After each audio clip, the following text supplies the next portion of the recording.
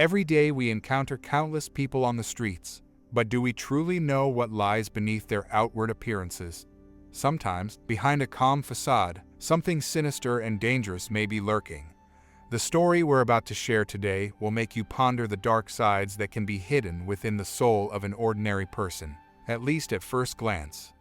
Although financial well-being can help solve many problems, it cannot transform a bad person into a good one. The main character of our story is a prime example of how material prosperity can become a tool for realizing the worst human qualities. Brentwood, a small town located just a 20-minute drive from Nashville, is renowned for its picturesque nature and elite status. It is one of the 20 most prestigious and affluent places in the USA, with a population of about 40,000 residents. Since its founding in 1969, there have been only 8 murders, making Brentwood one of the safest cities in the country. Luxurious parks, exquisite restaurants, and elite clubs attract wealthy guests here. Moreover, the headquarters of many large corporations, including international ones, are located here. However, even in such an idyllic place, true tragedies can unfold. The residence of the married couple Rachael and Randolph Maidens was located on the territory of a gated country club on a hill. The estate occupied an area of 600 acres and included the famous private golf course, which was called Governor's Club No. 1. This area was considered one of the most prestigious in the city. The Maidens Mansion, covering 5,000 square meters, cost a fortune and looked like an impregnable fortress, an ideal place for raising children and conducting business. 34-year-old Rachael Maidens was a successful orthodontist with her own practice in the city's business center. A beautiful natural blonde, she was not only a talented specialist, but also a loving mother to her daughter Natalie. Rachael's educational journey began with studying at a private Catholic school in Nashville, after which she entered college in southern Birmingham. The next stage was studying at the Florida School of Dentistry. Throughout her entire period of study, Rachael demonstrated outstanding success, receiving numerous awards and a prestigious scholarship. She also achieved significant results in tennis. The final chord of her academic career was completing a residency at the Children's National Medical Center in Washington, D.C. Despite her young age, Rachael quickly built a successful career. Her talent and hard work allowed her to open her own practice. She regularly published articles in professional publications and spoke at industry conferences, gaining recognition among colleagues. Despite Rachael's professional successes, her personal life was overshadowed by tragic events. Back during her college years, an incident occurred that forever changed the life of her entire family. On December 3, 2003, law enforcement arrested Rachael's father, Richard, for the illegal sale of oxycodone. The respected pharmacist turned out to be involved in the illicit trade of prescription. Although the investigation was just beginning, the fear of losing his reputation proved to be unbearable for Richard. Unable to withstand the pressure of circumstances, he made the fatal decision to take his own life just 2 days after his arrest. This tragedy was just the beginning of trials for Rachael's family. After Richard's death, the investigation did not stop, but, on the contrary, expanded to include all family members. Law enforcement froze the bank accounts of Rachael, her mother, and her brother. The investigation lasted several years and ended with Rachael's mother being forced to pay a fine of $15,000. Although this episode concluded the darkest period in Rachael's life, its consequences were felt for a long time. Close friends and relatives noted that these events caused serious harm to the young woman's emotional state. However, Rachael demonstrated incredible resilience. Despite all the difficulties, she did not give up on her professional ambitions. The girl continued to work hard, striving to become the best in her field. Her determination and desire to achieve financial independence helped her survive the family crisis, the loss of her father, and regain control over her life. Rachael's husband, Randolph, had his own story. A native of Georgia, he was educated at a local technological college. Subsequently, Randy made a successful career, becoming a sales manager for pharmaceutical products with a high salary. However, by the time of the described events, his professional life had collapsed, and he found himself without a job. Dramatic changes in Randy's behavior became noticeable 3 months before the tragic events. Rachael anxiously watched as her husband rapidly plunged into alcohol addiction. She also suspected that Randy might have been abusing various which only intensified the destructive effect. Witnesses repeatedly saw Randy in public places in a state of severe alcohol intoxication. Particularly indicative was an incident in a restaurant where, while intoxicated, he began to harass visitors and staff. The situation escalated to such an extent that one of the establishment's employees was forced to call 911. This episode vividly demonstrates how personal problems can go beyond the family and affect others. It also highlights how quickly a person's life can change when they lose control over their actions and emotions. The restaurant employee who called the emergency service identified the troublemaker as Randy Maidens. She recognized him because he had previously visited the establishment with his wife on several occasions. The situation took on an even more alarming character when the waitress made a second call to the emergency services. She reported that objects fell out of Randy's pocket that caused serious concern: a shotgun shell and a large bottle that resembled a package of Tylenol pain reliever in appearance. Although Maidens hastily collected these items and tried to leave the restaurant, the staff managed to convince him to stay until law enforcement arrived. The police patrol, arriving at the scene, immediately drew attention to Randy's inadequate behavior.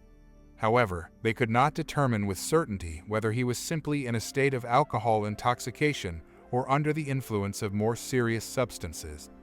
Sensing danger, Maidens tried to leave the scene, referring to a call from his wife, who allegedly demanded his immediate return home. When the waitress offered to contact his wife for confirmation, Randy categorically refused to provide her contact information. Maidens' subsequent actions only heightened law enforcement's suspicions. He attempted to get behind the wheel of his car, but the police prevented this. During a search of the vehicle, a shotgun was found in the back seat. Despite all these alarming circumstances, an arrest was not made. According to eyewitnesses, that evening Randy left the scene in a car driven by someone else, which prevented his possible drunk driving. A characteristic feature of Randy's behavior in such situations was his persistent request not to inform his wife about the incidents. He complained that he often became the object of her anger and feared her reaction. However, given the systematic nature of his unacceptable behavior, such an attitude from his wife seemed quite justified. A critical moment came on the evening of April 21, 2013. Rachael's mother, Betty, contacted the Brentwood Police Department with a request to check on her daughter's house. She expressed serious concern, stating that Randy might be on the verge of. The reason for the alarm was the inability to contact Rachael for an extended period. When attempting phone contact, Randy invariably answered the phone and categorically refused to hand the phone over to his wife. Eventually, having exhausted all possibilities, Betty resorted to threatening to call the police. When even this did not yield results, she was forced to fulfill her promise. Responding to the call, law enforcement officers arrived at the Maidens' residence in the shortest possible time. Their attention was immediately drawn to the tightly curtained windows around the entire perimeter of the house, which made it impossible to view the interior space. Attempts to establish contact with the residents by knocking on the front door proved fruitless. The situation changed when it turned out that the garage doors were unlocked, allowing the police to gain access inside the building. Moving deeper into the dwelling, they continued to call out loudly to the owners. The initial inspection did not reveal the presence of either Randy or Rachael. However, soon a child responded to the law enforcement officers' calls. On the second floor, they found 2-year-old Natalie, who was in a state of strong emotional agitation. Attempts to find out from the girl what had happened were unsuccessful. The only thing she repeated through tears was the phrase, "Daddy's gone, Daddy's gone." Continuing the examination of the upper floor, one of the officers found himself in a spacious hall. Peering over the balustrade, he saw a horrific picture on the lower level, a wall splattered with blood and a shotgun on the couch.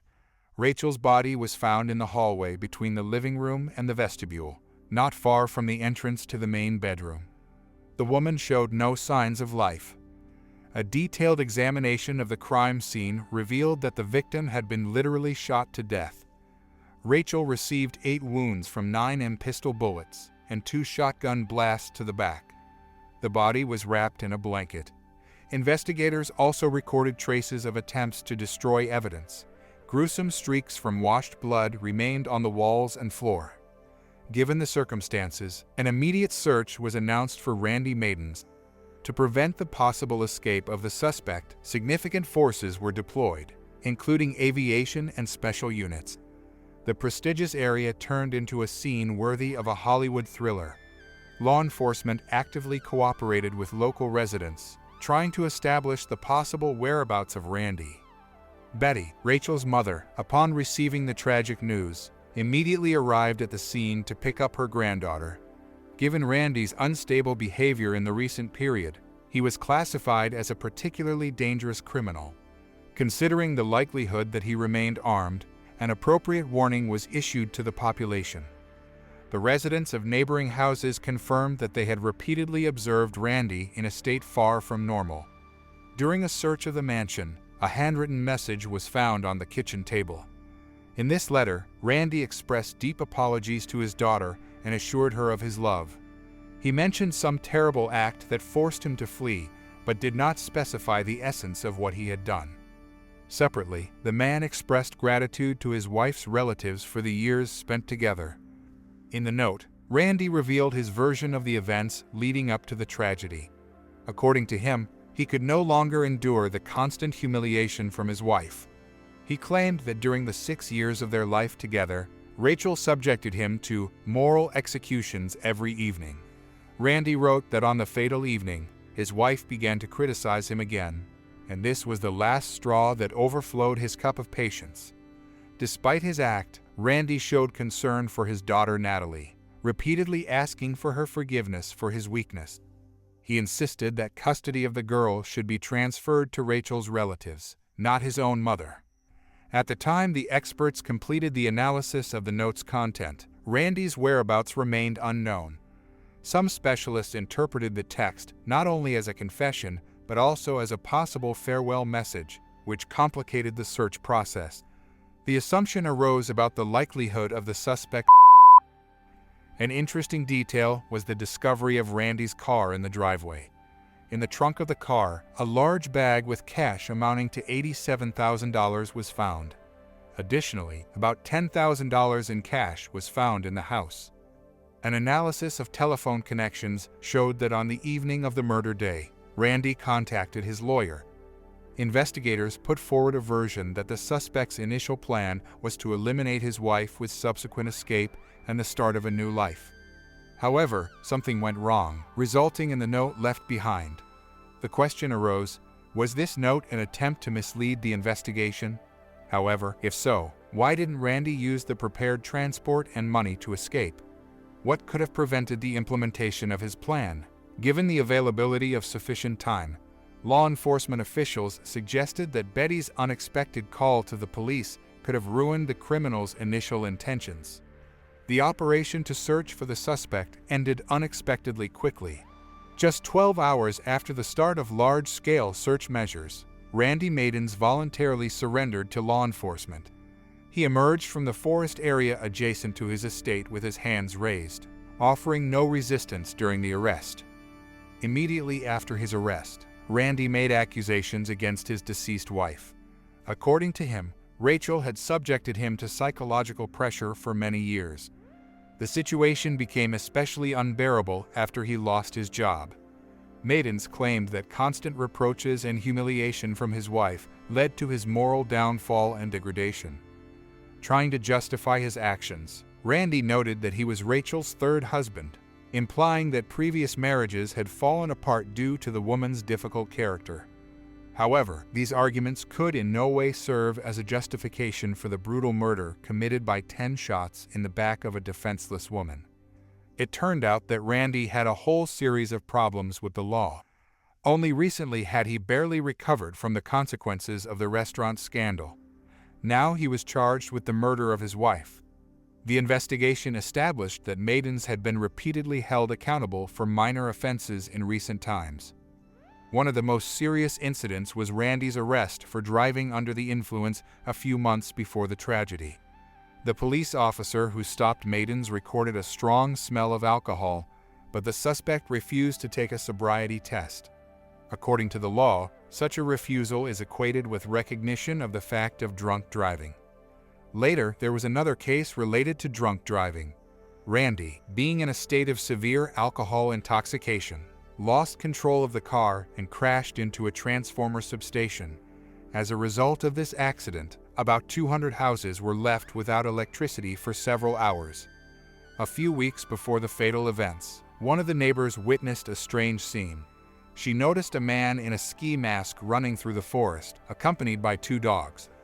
This forest turned out to be the same one from which Randy later emerged to surrender to the police. Interested, the neighbor approached and recognized Maidens in the stranger. During a brief conversation, the woman realized that Randy was in a state of severe alcohol or intoxication. When meeting with the neighbor, Randy explained his presence in the forest by walking the dogs and accidentally getting lost.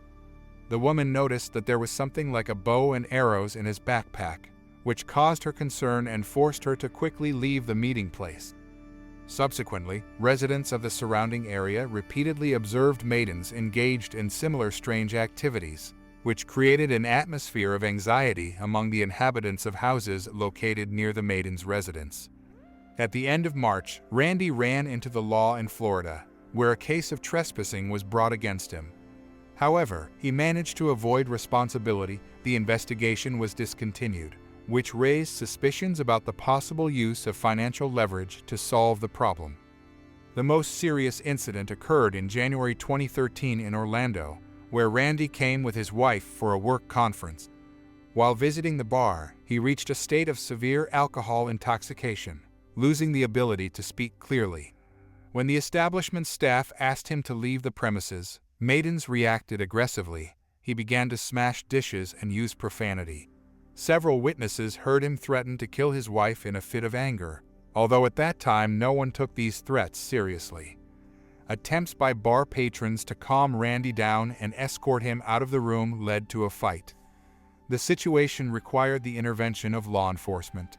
As a result, Maidens was arrested for hooliganism and alcohol consumption in a public place. However, he was released the next day. Information about this incident reached the management of the pharmaceutical company where Randy worked. Given the importance of reputation for the firm, the unacceptable behavior of the employee was taken with all seriousness. One of Maidens' colleagues, who wished to remain anonymous, advised him to take a leave of absence for health reasons. However, Randy ignored this advice and returned to work 3 days later. This step became the last straw, which led to his dismissal. These events demonstrate the progressive degradation of Randy Maidens' behavior, which ultimately led to a tragic denouement. They also raise questions about the effectiveness of the justice system and social services in preventing such tragedies. Investigators conducted a thorough questioning of Randy's colleagues while maintaining strict confidentiality. The management of the pharmaceutical company where Maidens worked threatened to fire anyone who dared to publicly comment on incidents related to their former employee who had alcohol problems. According to colleagues, Randy's behavior underwent drastic changes several months before the tragedy with his wife. It is noteworthy that Maidens himself did not provide explanations for the reasons behind these changes, but constantly blamed his wife for everything. However, those around him were skeptical of these accusations. Rachael always made the impression of a pleasant, balanced, and sensible woman. Even if we assume that she criticized her husband at home, this in no way justifies his unacceptable behavior in public places, which posed a threat to others. An interesting twist in the case occurred when it was revealed that around the same time the tragedy happened, Randy's ex-girlfriend named Larissa reappeared in his life. Upon learning about Maidens' family troubles, she expected the matter to end in divorce. Shocked by the recent events, Larissa believed that she would be able to help Randy return to a normal life. Their acquaintance had lasted for over 10 years, during which time they maintained a friendly relationship. Larissa insisted that in the past, there were no signs in Randy that would indicate a propensity for such a cruel act. She characterized him as a mature, intelligent person who valued family and loved his child. However, the woman also revealed some aspects of Maiden's complicated past. According to her, he grew up with an alcoholic father who treated his son harshly. In adulthood, Randy's relationship with his mother was also strained. These circumstances, in Larissa's opinion, explained Randy's reluctance to leave his daughter Natalie in the care of his relatives.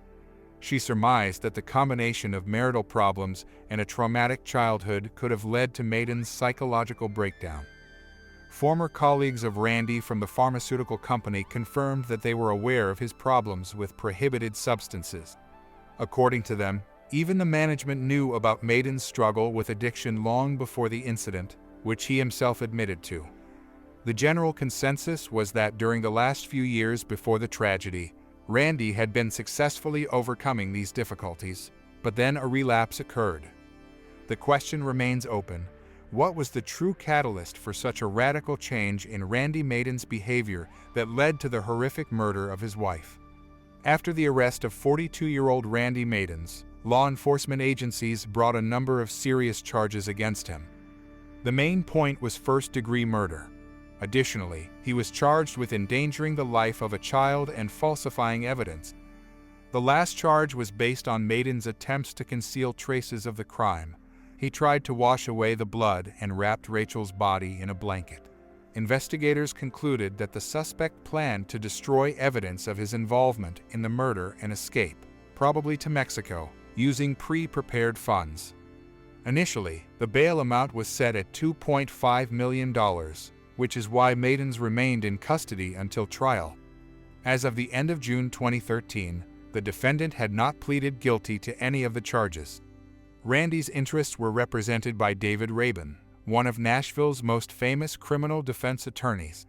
The defender insisted on reducing the bail amount and transferring his client to house arrest, arguing that Maidens was actually a victim of tyranny by his wife. The defense strategy was based on the assertion that despite the presence of a significant amount of cash in Randy's car, no documents, maps, or other items were found there that would indicate the suspect's intentions to leave the city. The lawyer emphasized that his client had enough time to escape, but did not take advantage of this opportunity. The prosecution held the opposite opinion for a long time. A witness even appeared who claimed to have heard about Maiden's plans to flee to Mexico. However, later this testimony was found to be unreliable. A parallel civil case unfolded. Rachael's mother filed a lawsuit against her son-in-law, trying to prevent his access to the jointly acquired property of the couple, bank accounts, and other assets. She feared that Randy could use these funds to bribe witnesses and avoid fair punishment. In her opinion, it was thanks to financial opportunities that Maidens had previously managed to avoid responsibility for his misdeeds. The woman hoped that depriving him of access to funds would prevent him from covering court costs and ultimately lead to a just sentence. Despite all the efforts of the prosecution, the situation gradually turned in Maiden's favor. His lawyer managed to achieve a significant reduction in the bail amount to $750,000.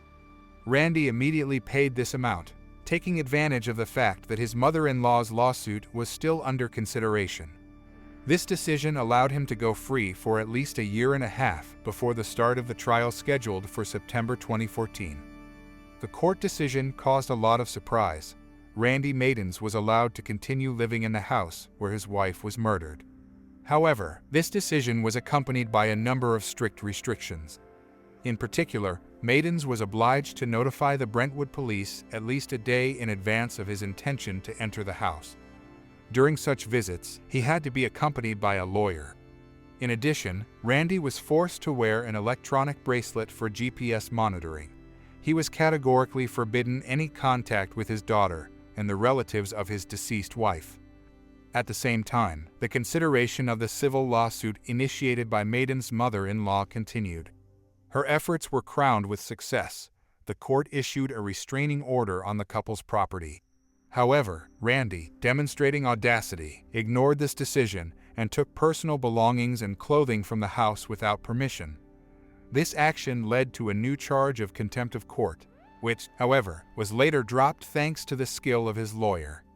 Such unprecedented behavior by Maidens gave rise to suspicions about his possible connections in influential circles, in particular in the governor's club and the city's law enforcement agencies, which allowed him to avoid responsibility for his actions. Further investigation revealed new alarming facts. It turned out that after the murder, Randy did not just hide in the forest. Several neighbors reported attempts to break into their homes through garage and front doors on the morning after the tragedy. An analysis of the club's video surveillance records confirmed that these attempts were made by none other than Maidens. The motives for these actions remained unclear, but the fact of their commission emphasized the danger he posed to others. Randy himself denied his involvement in these incidents, and eventually the case was hushed up. Court decisions that allowed a potentially dangerous criminal to remain at large for a year and a half caused widespread criticism and justified doubts in society. The case of Randy Maidens has become a vivid example of how impunity can lead to tragic consequences and undermine confidence in the justice system. This situation raised important questions about the effectiveness of the judicial system and the ability of law enforcement agencies to protect society from potentially dangerous individuals, even if they have influential connections or financial resources. The year-and-a-half waiting period for the trial, which Randy Maidens received thanks to the skill of his lawyer, proved to be too long a test for his self-control. Less than 8 months passed when in December 2013 he again came to the attention of law enforcement. This time, the incident occurred in Bellevue, another suburb of Nashville. A resident of one of the apartment buildings reported Maidens' unusual behavior. According to the witness, Randy tried to gain access to the residential complex, posing as a police officer and knocking on the doors of apartments. Suspicions arose when, after an unsuccessful attempt to enter one apartment, the uninvited guest continued his actions with other dwellings. This prompted the vigilant resident to call the real police. The officers who arrived at the scene found Maidens in a state of severe alcohol intoxication. The next day, the judge, considering the circumstances, decided to revoke the right to bail. This event became another confirmation that Randy's tendency to uncontrolled behavior while intoxicated persisted both before and after the tragedy with his wife. One can only imagine the constant fear in which Maidens' neighbors lived for a year, especially after they learned about his return to the family mansion after posting bail. It seemed that justice was about to prevail, because according to the laws of the state of Tennessee, Maidens' crime could even be punished by the death penalty. However, the experienced lawyer had an unexpected move in his arsenal. On September 29, 2014, shocking the victim's family, Randy agreed to a plea deal with the prosecution. He pleaded guilty to second-degree murder and reckless endangerment of a child. The result of this agreement was a sentence of 25 years in prison, a term that was less than half of the maximum possible punishment of 60 years for such crimes. Moreover, the clever lawyer managed to preserve for his client the right to parole on the condition of exemplary behavior in prison. Considering that at the time of sentencing Maidens was 42 years old, theoretically he could get a chance at freedom already at the age of about 60. This turn of events caused a mixed reaction in society, giving rise to discussions about the effectiveness of the justice system and the possibilities of manipulating it with the help of skilled lawyers. At the moment of the announcement of the verdict, Randy Maidens delivered a speech that seemed to be full of remorse. "Rachael, I broke my promise to love and protect you. This pain will stay with me forever. No imprisonment will compare to the burden I have placed upon myself. To Rachael's family and friends, I sincerely apologize for the suffering and loss I have caused you." Betty, Rachael's mother, perceived the verdict as a mockery of justice. She repeatedly tried to appeal the court's decision in higher instances, seeking to achieve a more severe punishment for her son-in-law. However, all her efforts proved futile. Randy himself cynically commented on his lenient sentence as a chance to keep at least one parent for Natalie. Rachael's family was stunned by the course of the investigation and the trial. The mother and brother of the deceased publicly expressed their indignation through the media. They not only mourned the tragic death of a beautiful and successful woman, but also sharply criticized the judicial system, which, in their opinion, sided with the criminal. They drew attention to the fact that Maidens was never charged with contempt of court, falsification of evidence, and previous offenses such as drunk driving. In response to these accusations, Randy's lawyer conveyed expressions of regret and condolences from his client to the victim's family. However, for Betty, these words sounded like empty, formulaic phrases, unable to either justify the criminal or console her, much less bring Rachael back. By court order, custody of little Natalie was given to Betty. The girl will have the right to dispose of all her parents' property after reaching the age of majority. Rachael's mother remains convinced that the disproportionately lenient sentence for her son-in-law is the result of his influential connections and financial capabilities. This story not only reveals the personal tragedy of one family, but also raises important questions about the effectiveness and fairness of the judicial system, especially when it comes to wealthy and influential defendants. It also demonstrates how tragic events can forever change the lives of all those involved, leaving deep emotional wounds and a sense of injustice. This shocking story undoubtedly evokes many emotions and questions. This is not another story of tragic love, like that of Romeo and Juliet. Have you ever pondered how many talented, generous, and worthy individuals leave this world prematurely? Some, barely crossing the threshold of their third or fourth decade, suddenly depart from this world. Often, it seems there were no warning signs of the impending calamity. They lived, worked, and made plans for the future, just like everyone else around them. But unexpectedly, misfortune, illness, or criminal acts disrupt the usual flow of life. And those who only yesterday demonstrated remarkable prospects, intelligence, and determination are gone today, trying to find solace or due to helplessness in the face of the situation. People often say that heaven takes the best. It was just such a tragedy that befell the couple Jamie and Peter James. They had no idea about the horror they would have to endure while burying their beloved daughter. On October 26, 2023, around 4:30 am, the principal of St. Andrew's Cathedral School, located in the heart of Sydney, sent an email to all students and their parents. The message stated that the school would be closed until the end of the week due to a critical incident. 2 hours later, troubled families received another piece of news. The administration assured that none of the students were harmed, but the news was still alarming, especially after clarifying that this directive did not apply to graduates taking exams. For those concerned about the situation, psychological support was available. Soon, a 24-hour counseling center began operating in the school library. On Thursday and Friday, forensic experts thoroughly examined the school buildings and the surrounding area. Access to the gym was restricted, and the adjacent shower area was to be demolished. So what horrific event took place within the school walls? Around midnight on October 25, 2023, the body of a woman was found. She was last seen alive at 7 p.m. The water polo coach entered the gym shower and never came out. Surveillance cameras recorded someone following her around 8 in the evening. The pursuer exited alone and headed for the school exit.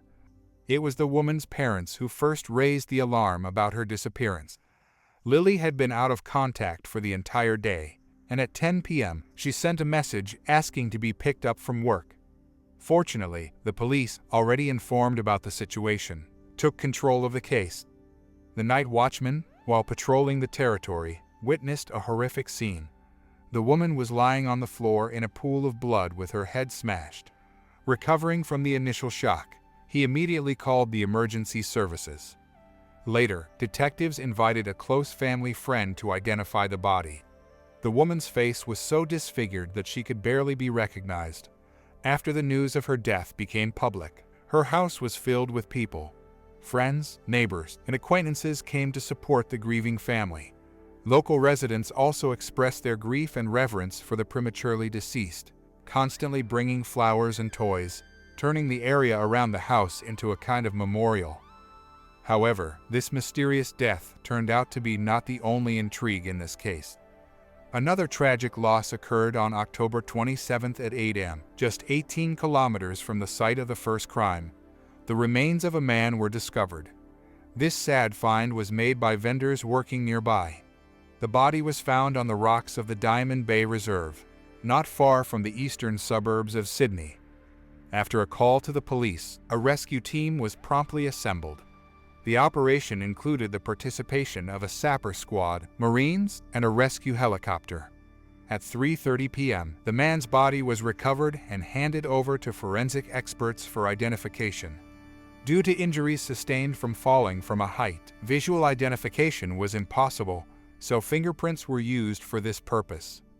At that time, experts already assumed the man's identity, but confirmation was required for certainty. Eventually, the man was identified as 24-year-old Paul Thisson, a suspect in the crime against Lilie James. Investigators faced a challenging task to find a connection between the two fatal incidents and find out what really happened between these people a few days ago.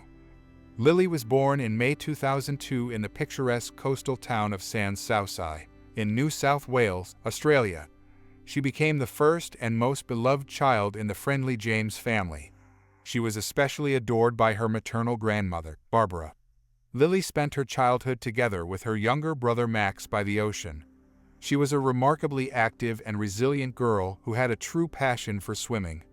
Her father, the coach of the water polo team at the Anglican Girls' School in Hurstville, fully supported his daughter's passion. Friends remembered Lilie as a sociable and benevolent person, successful in her studies, and always ready to help those who had difficulties. These qualities made her a favorite of many, and she was never left alone. In high school, thanks to her achievements in academics, sports, and social life, Lilie was recognized as one of the best students. Whatever she undertook, success was always on her side. Her incredible talent for achieving heights in all areas of activity was simply undeniable. Among other things, Lilie had a remarkable interest in dramatic art, which led her to participate in the theater and dance club. Over time, the talented girl was noticed and invited to take part in the famous Woodford Walk Festival, one of the largest annual events in Australia, attended by about 125,000 people, including local, national, and international guests. The event traditionally takes place from December 27th to January 1st, marking the New Year celebration with a wide range of genres and styles, such as circus, cabaret, comedy, street performances, workshops, debates, and more. Lilie decided to present a unique interpretation of a monologue from William Shakespeare's Macbeth. During the performance, her skills, natural charm, and appeal were fully revealed, eliciting unprecedented applause and approval from the jury. She took an honorable second place in the theater category, which was a real triumph and a huge achievement, because she received not only recognition, but also a significant monetary reward. In 2018, the young Miss James added another important point to her collection of achievements. She successfully passed the driver's license test for novice drivers. No less impressive were her sports successes. Following in her father's footsteps, she began professionally engaging in water polo. The athlete won the swimming champion title in the under-17 age category. Her parents were extremely proud of their daughter's successes and enthusiastically celebrated each of her achievements. By the end of high school, Lilie had finally decided on her future life path, choosing to focus on a sports career. Thus, in 2020, she entered the University of Technology Sydney to obtain a bachelor's degree in sports business management. In 2021, a fateful meeting took place in her life. Wanting to diversify her student life and gain teaching experience, she took a job as a water polo coach at St. Andrew's Cathedral School. Thanks to her youth, vibrant personality, and sincere love for sports, she quickly found common ground not only with colleagues and administration, but also with students. They were drawn to her, trying to meet the high standards she set. And she, in turn, made every effort to find a unique approach to each student and unlock their special talents. It was during this period that Lilie met the new cricket and hockey coach, Paul Thisson. With his professional skills and attractive appearance, he instantly drew the attention of those around him. An ambitious young man, in addition to his main job, he also taught part-time at another educational institution and was a member of the hockey team at the University of New South Wales. Paul, without a doubt, was popular, especially among the female audience. However, opinions about him were mixed. Some described him as arrogant and stubborn, while others noted his positive traits. Initially, the interaction between Lilie and Paul was friendly and limited to mutual greetings, but later it grew into something more. Lilie's friends said that one day the young man asked her out on a date. Given Paul's charming smile, it was not easy for her to resist, and she agreed. The date made a great impression on both of them, and they decided to meet again. Not suspecting with whom she was starting a relationship, Lilie, thanks to her kindness and openness, fell in love. It seemed that Paul reciprocated her feelings. He showered her with compliments, gave her flowers, and arranged romantic evenings. At that moment, the young couple agreed that no one at school, especially the students, should know about their relationship. This was a requirement of school policy and Lilie's personal beliefs. She never wanted her personal life to be on display. Therefore, the couple behaved cautiously at work. However, over time, rumors began to spread. At first, a timid whisper turned into open discussion. When Lilie found out who had revealed their relationship, she was deeply disappointed. It turned out that Paul had violated their agreement. Moreover, the way he described her drew condemnation from the young employee. Lilie felt betrayed and humiliated, so she openly told Paul everything she thought about him and ended the relationship. Later, it became known that Paul had made attempts to reconcile and repeatedly apologized, but Lilie was adamant. The only consolation for her was that their relationship was short-lived, and during this time she managed to see his true nature. Paul was born in 1999 in the Netherlands. The Thyssen family moved to Australia in 2015 when the head of the family was transferred to a new position. It is worth noting that his parents were wealthy and well known in certain circles. Being an only child, Paul received a lot of attention and care from his family, which undoubtedly influenced the formation of his character. He grew up spoiled and egocentric, knew his worth, achieved success in his studies, and was actively involved in sports. His impressive physique immediately caught the eye. After moving, Paul entered St. Andrew's Cathedral School, where he joined the cricket team. He achieved significant success, earning the recognition and respect of his peers. Over time, he was appointed team captain. He also actively participated in extracurricular activities and festivals, helping with their organization. It was then that opinions about him began to diverge. Some guys disliked their overly self-confident peer, who claimed he could win the heart of any girl. However, girls found the young man charming and sociable. After graduating from school in 2017, the administration offered him to stay as an assistant coach for cricket and hockey. He gladly accepted this offer. At the beginning of 2018, he was already in charge of these sections. It should be said that he felt confident in his position and successfully coped with his managerial duties. Eventually, Paul quit and returned home to his family. The reason for his sudden departure remains unknown. Upon returning home, he decided to continue his education and obtained a master's degree in sports management. In a conversation with old friends, he mentioned that he had improved his coaching skills, which soon led to a lucrative offer from his former employer. At the beginning of 2020, the doors of the familiar school opened again for him. Returning to Australia, Paul met an old friend who offered to share housing costs. The young man agreed, finding shared living more pleasant, although he could afford to rent housing alone. Affordable rental housing was located in Kensington, an eastern suburb of Sydney. At first, the friends got along well, relaxing together in bars after work. However, after a few months, a conflict arose, and the hot-tempered Paul decided to live alone. Paul's parents admitted that despite being busy and constantly surrounded by people, their son felt lonely. They knew nothing about his romantic relationships, although they suspected that he had no serious interest in love. In March 2020, an unexpected event occurred that affected both the national and global levels. Due to the outbreak of the coronavirus, Australia declared a state of emergency and imposed severe quarantine restrictions for 18 months. Paul was left to himself, unable to leave the country due to the risk of infection to see his family. Large-scale restrictions affected all spheres of life. forcing Paul to cope with difficulties on his own. By the summer of 2021, life was gradually returning to normal, but it turned out that isolation had significantly affected interpersonal relationships. When Paul resumed his former duties, some began to notice changes in his character and behavior.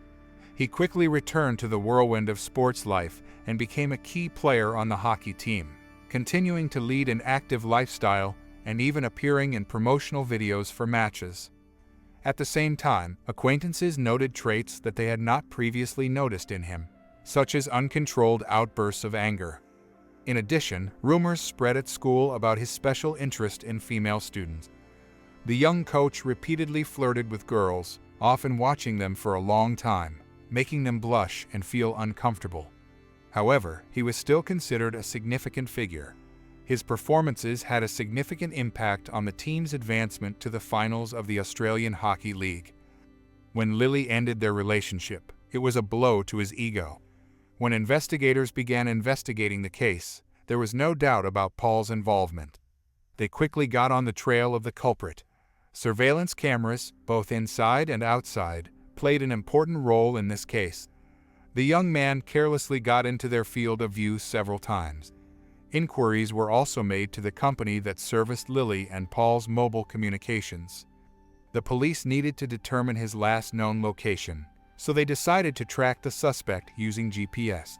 They also sought to find the victim's phone, hoping that the messages it contained could shed light on what happened. After some time, the locations of the devices were established. Moreover, by restoring the sequence of events, it was discovered that Paul had purchased a hammer at a hardware store a couple of days before the attack. Apparently, he was very angry with the girl and decided to confront her in this way. Although her innocence in the situation seemed obvious, events unfolded in the following sequence. On the morning of October 25th, Lilie went to university and then to work. At the same time, her ex-boyfriend rented a silver Lexus and headed to the school. Since he had no classes, he did not enter the building but lurked in the car. After all the students left the premises, the perpetrator headed to the gym. To avoid having to carry the hammer in plain sight, he hid it under his jacket. Arriving at the crime scene, Paul watched Lilie's movements. After finishing training, she decided to freshen up and headed to the shower. Taking advantage of the moment when she was most vulnerable, the criminal followed her. An argument broke out, during which Paul attacked her and hit her on the head. Pathologists confirmed that death was instantaneous. She did not suffer. After waiting an hour, the young man collected the girl's personal belongings in a backpack and left the building. Outside, he got into the car and drove to Diamond Bay, where he disposed of the murder weapon by throwing it into a trash container. He was recorded by surveillance cameras on the premises at 8:47 p.m. Paul's last known location, established by investigators, was at the Gap, a cliff on the southern coast in the suburbs of Sydney. Known to many as both a tourist spot and a place of frequent suicides. Around 10 p.m., Paul sent a message to Mark James from Lilie's phone, probably to lead to the discovery of the girl's body. Perhaps he regretted what he had done and hoped for help, or he was simply informing the parents of their daughter's whereabouts. Obviously, they were alarmed, as evidenced by the numerous calls to the phone. An hour later, the young man made a short emergency call but changed his mind and hung up. After that, he made a decision he had long been pondering. He took a step into the abyss and ended his life. Arriving at the Cape, the police did not find the young man, but came across the personal belongings of the former lovers. The rented car was found nearby. Everything indicated that the young man was dead. Perhaps he could not cope with the guilt or did not want to face the consequences of his actions. In any case, the primary task was to find his body. On October 26th, at 9 a.m., police helicopters and boats arrived at the scene. The entire coastline was under close guard, and the area around Diamond Bay was cordoned off. However, the first day of searching did not yield the desired results. By chance, the young man's body was washed up on the rocks in the reserve only the next day. After an autopsy and thorough examination, Paul was officially declared responsible for the death of Lilie James. However, it was impossible to bring him to justice. so the criminal case had to be closed. His body was later handed over to his parents, who decided not to send him back to the Netherlands, but to cremate him and scatter the ashes here in Sydney. The farewell to Lilie took place on November 17, 2023, at her former school in Hurstville. Approximately 500 people came to say goodbye to their beloved relative, friend, and coach. At that moment, grief united all those present. The school administration arranged for a live broadcast of the ceremony. It is especially worth noting that the girl's family asked the guests not to wear dark clothes, but to give preference to bright colors, as they were convinced that this is what Lilie would have wanted. She was a lively, energetic, creative, and unique personality, so a gloomy outfit would not have been to her liking. Many warm and sincere words were said about her. In response, the James family expressed heartfelt gratitude to all those who were with them during these difficult days for their support and help. At the entrance to the building, students and colleagues created a temporary memorial in honor of their beloved Lilie. Her favorite flowers and farewell letters were placed nearby as a tribute of respect and honor. A video of Lilie performing a monologue from Macbeth was published on the school's website. After clarifying all the circumstances of the innocent girl's death, the school administration sent another letter to the students' parents. In it, they expressed sincere apologies to everyone affected by this tragedy. The principal assured that the crime came as a surprise to everyone and would not happen again. Understandably, many were concerned that the place where children should feel safe had become the epicenter of a violent act. The administration urged everyone to treat this incident as an exceptional case and continue their education with renewed vigor. Later, a meeting was organized with the renowned forensic psychologist Tim Watson-Munro, who has many years of experience analyzing the minds of both criminals and victims. He was asked to speak and analyze Paul's behavior. The expert assured that Paul's actions are typical for people with an inflated self-esteem who are unable to accept rejection. He believed that Paul committed the crime not under the influence of emotions, but deliberately and in cold blood. He did what he wanted and showed no remorse. When asked why the young man took his own life, Mr. Watson-Munro suggested that the criminal sought to avoid responsibility and shame. Overall, he characterized Paul as a self-absorbed personality with psychopathic tendencies. He also noted that some compare these events to the finale of Shakespeare's famous tragedy, Romeo and Juliet. However, the story of Lilie and Paul differs from the story of the main characters of the play and forms a completely new narrative plot. In true love, there is no place for pride and untruth, not to mention deception and betrayal. Unfortunately, Paul could not understand this and appreciate the person who was beside him. Putting his wounded ego first, he forever extinguished the life of the girl who brought light. At the same time, he inflicted unbearable pain, not only on Lilie's parents, but also on his loved ones. Unfortunately, for all the care and attention he received, he repaid them with bitter regrets. Spain became the scene of one of the most perplexing crimes in recent years. The case gained such notoriety that it was even adapted into a movie. However, even after the investigation concluded, the controversy surrounding this story has not subsided. Many people are convinced that the court's verdict was erroneous. At the center of the events was a couple of wealthy and influential individuals, Rosario Porto and Alfonso Bastira. Rosario was the daughter of a well-known lawyer who held the position of honorary consul of France and an art teacher.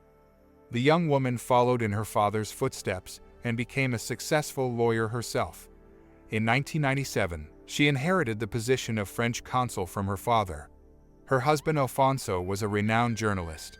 After getting married in 1996, the couple settled into a luxurious apartment that occupied an entire floor of an elite high-rise building in the prestigious area of Santiago de Compostela. Unfortunately, Rosario suffered from systemic lupus erythematosus, which led doctors to advise against pregnancy. Therefore, the couple decided to adopt a child, gifting parental love and care to an underprivileged orphan. However, in Spain, the adoption process was very complicated. When the couple was slightly over 30, they dared to travel as far as China to get a child. After overcoming numerous bureaucratic obstacles, the future parents finally arrived at the orphanage. From the first glance, Rosario was drawn to a 9-month-old girl named Fang, who was born on September 30th, 2000. The biological parents immediately gave up the baby, so the girl ended up under the care of her grandmother and grandfather. But fate was merciless to the little one. Soon her relatives passed away, and the child was placed in an orphanage. Rosario and Alfonso had to spend 2 weeks in China to settle all the formalities and legally complete the adoption. During the return flight to Spain, the girl was registered in the documents as Asunta Fang Yong. This story was unusual because at that time Asunta became one of the first Chinese girls to be adopted in their region. From the outside, it seemed that the child was incredibly lucky. She ended up in a well-off and respected family. But unfortunately, this idyll did not last long. Asunta grew up to be a remarkably gifted girl. She was an excellent student at school, studied several foreign languages, took ballet classes, and attended music school. The adoptive parents seemed to be trying to provide her with every opportunity for development and self-realization. However, on July 4, 2013, a strange incident occurred. Rosario and 12-year-old Asunta went to the beach to escape the heat. There, the girl began to tell a chilling story. She claimed that the previous night, a sinister man dressed in black, wearing a mask and gloves, had attacked her. He allegedly tried to strangle her. The more the child delved into the details, the more she lost control of herself until she burst into tears. Rosario was aware of this incident, as she herself was at the scene, but for some reason, the woman did not even report the attack to the police. A disturbing call came in on the night of September 21, 2013. Rosario and Alfonso appeared at the police station with a statement about their daughter's disappearance. According to them, 12-year-old Asunta had been missing for several hours. Rosario, prompted by her husband, recounted the attack on the girl that had occurred 2.5 months earlier. The parents expressed fears that an intruder had entered the house again, and this time the worst had happened to the child. They assumed that Asunta had been kidnapped. Alfonso was convinced that the girl was already dead. The couple pleaded with the police to act as quickly as possible. On the morning of September 22nd, 2 men were returning from a bar by car along a forest road. Suddenly, the driver hit the brakes and said that he had noticed something unusual in the woods. He couldn't comprehend what was happening, so he turned the car's headlights towards the edge of the forest. The man shared with his friend the strange feeling that someone was watching him. Perhaps due to the alcohol consumed, he felt no fear. The driver got out of the car, took a few steps towards the trees, and found himself among the trunks. In the light of the headlights on the ground, he saw something that looked like a doll. But as he got closer, the man realized that in front of him was the body of a little girl. The child was bound, her clothes were pulled up, dirty, and tattered. The driver felt for a pulse, but the girl was no longer breathing. Disturbed by what they saw, the men immediately reported the gruesome discovery to law enforcement. The deceased girl turned out to be Asunta, who had tragically passed away just 7 days before her 13th birthday. The police thoroughly examined the area around the crime scene. Literally a few meters from the body, they managed to find the victim's mobile phone. Its contents stunned the experienced investigators. The device contained extremely unusual, alarming photographs. In some of them, the teenage girl was tightly swaddled like a newborn baby and lay with unnaturally dilated eyes. Some forensic experts suggested that such a state of the pupils could be a sign of intoxication with substances or strong medications. But the photo that caused the greatest resonance showed the schoolgirl in overly revealing clothing for her age, brightly made up, wearing fishnet stockings, posing on a couch in an unambiguously seductive manner. Her eyes were again incredibly wide, her gaze vacant. The haunting impression was created that the girl was under the influence of unknown substances and not in control of herself. These eerie images quickly spread across the internet, gaining notorious viral popularity and causing a wave of public outrage at such a disdainful, cynical attitude towards a defenseless child. According to Asunta's adoptive parents, her last day was no different from the usual routine. The girl disappeared without a trace suddenly, and was found dead just a few hours after the parents raised the alarm. On that fateful day, she visited her father and then hurried back home, explaining that she didn't want to miss her favorite cartoon, The Simpsons. Around 7 p.m., after her daughter's visit, Rosario returned from work and found Asunta in her room. The girl was just laying out books on the floor, preparing to do her homework. The woman did not suspect anything strange and went to their country house, which took about half an hour to reach. She planned to grab swimsuits and other necessary items because the next day the family was going to relax at the beach. Rosario returned around 9:30 p.m. By that time, Asunta was no longer in the apartment. The adoptive mother felt uneasy because it was uncharacteristic of the girl to go somewhere without warning and not even calling. However, the woman assumed that her daughter could have gone to friends. Despite the rather late hour, Rosario began frantically calling her daughter's acquaintances and her husband, but it turned out that none of them had seen the missing girl.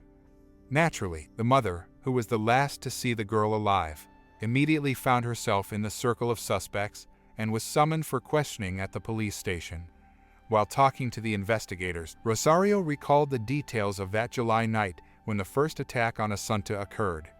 After returning together from the store, the girl closed the front door and accidentally left the key in the lock. The mother did not pay attention to this, so both of them just went to bed. But in the middle of the night, around 3 o'clock, Rosario suddenly woke up to her daughter's desperate cries for help. Alfonso was not around at the time, so there was no one to rely on.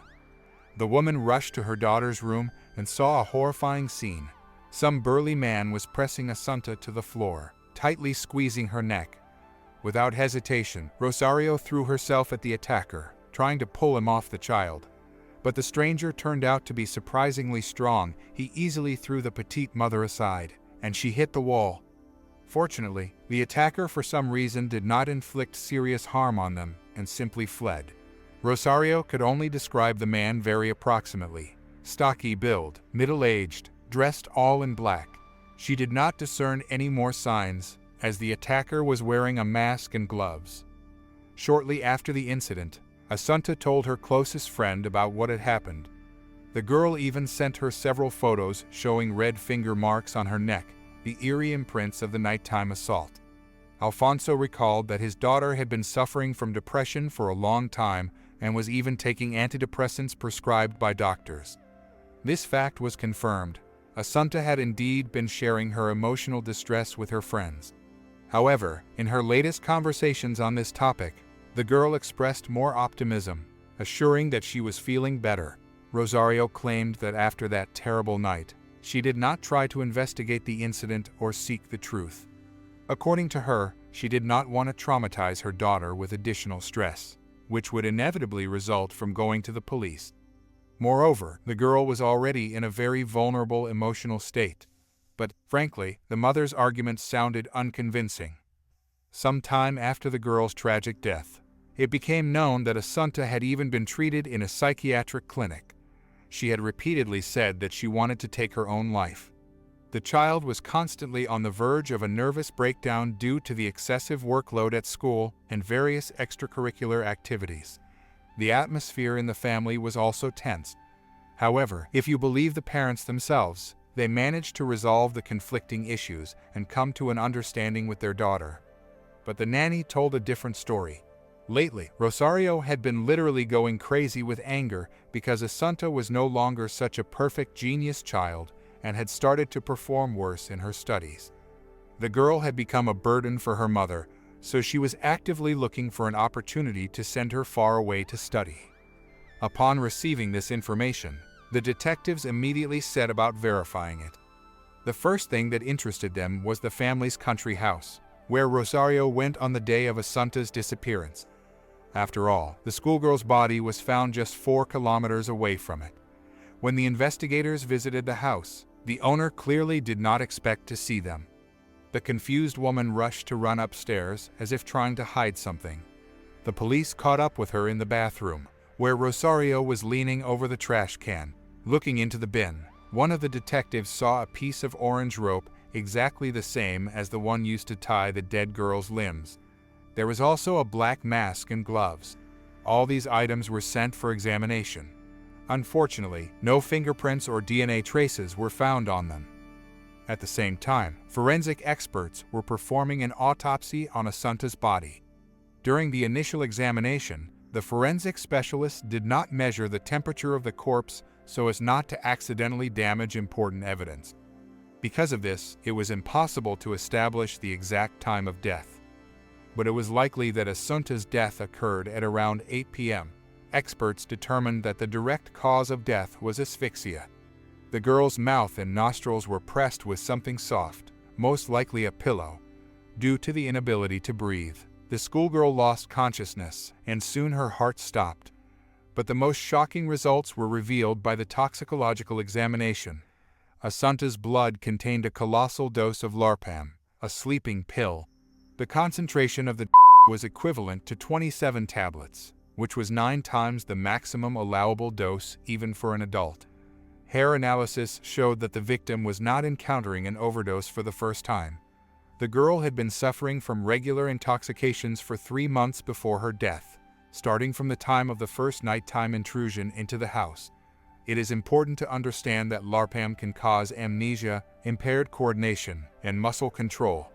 It is usually prescribed for the treatment of neuroses, anxiety disorders, and insomnia. The investigators quickly established that Rosario herself was taking this to combat depression. At the same time, no one had prescribed the medication to Asunta. Why was she consuming it? No one could give a clear answer to this question. From the mother's point of view, the criminals were deliberately giving the girl the narcotic substance so that she could not remember the terrible events. The detectives organized a large-scale review of footage from surveillance cameras in the surrounding areas, hoping to track the schoolgirl's movements on the day of her death. Around 2 o'clock in the afternoon, Asunta was visiting her father. At 5:21 p.m., she returned home, and at 5:28 p.m., Rosario arrived there from work. Another camera installed at a gas station captured a green Mercedes belonging to the girl's mother at 6:20 p.m. The woman later confirmed that she was driving in the direction of the country house. But at the same time, the figure of a girl, who was recognized as Rosario's adopted daughter, was clearly visible in the car. It turned out that the mother and child were heading in the very direction where Asunta's lifeless body was found a few hours later. This information completely contradicted the suspect's previous testimony, effectively exposing her lie. Thus, Rosario automatically became the main figure in the murder case. The woman was summoned for questioning again. She explained her insincerity by panicked fear and an unbearable sense of shame because her daughter had disappeared under her supervision. Now Rosario made public a new version of events. Allegedly, she and Asunta went to pick up swimsuits for the next day. When they arrived at the location, the girl did not want to go inside the house. Instead, the schoolgirl decided to wait for her mother in the car while she was gathering the necessary things and taking care of some minor household chores. But these tasks dragged on. Asunta began to ask to go home to have time to do her homework and rest. Rosario agreed and drove her daughter back, but dropped her off not right at the entrance, but a few minutes' walk from it supposedly so as not to weave through narrow streets in the car. The woman was allegedly very worried that her daughter might not make it to the apartment and fall victim to an attacker somewhere along the way. Therefore, upon returning and not finding Asunta at home, she immediately raised the alarm, turning to her ex-husband for help, and together with him went to the police station. Alfonso, on the other hand, insisted that he had not left the house all day and therefore had nothing to do with the tragedy. Law enforcement officers thoroughly studied the footage from more than 36 cameras in different parts of Santiago, but did not find a single frame that would have recorded Rosario taking her daughter back to the city. The only corresponding recording was made around 9 p.m. It showed the woman returning from the country estate all alone in the car. There were quite a few dark spots and inconsistencies in this story. During communication with the detectives, Rosario behaved in an arrogant and detached manner. Her behavior was striking in its coldness and complete lack of pity for the deceased child. The woman continued to insist that the crime was committed by the aforementioned stranger, a burly man dressed all in black. During the questioning of the family's neighbors, One of them said that he had heard screams in the middle of the night back in July during the first attack on Asunta. The witness shared an interesting observation. That incident did not provoke any reaction from the dogs living nearby, although the intruder's intrusion should have inevitably triggered barking. This fact suggested that the attacker was well known to both the family and their dogs. He probably visited here often. In general, the circumstances of the case looked increasingly suspicious and unambiguously pointed to the possible involvement of the parents themselves. The investigators considered two versions of the July intrusion.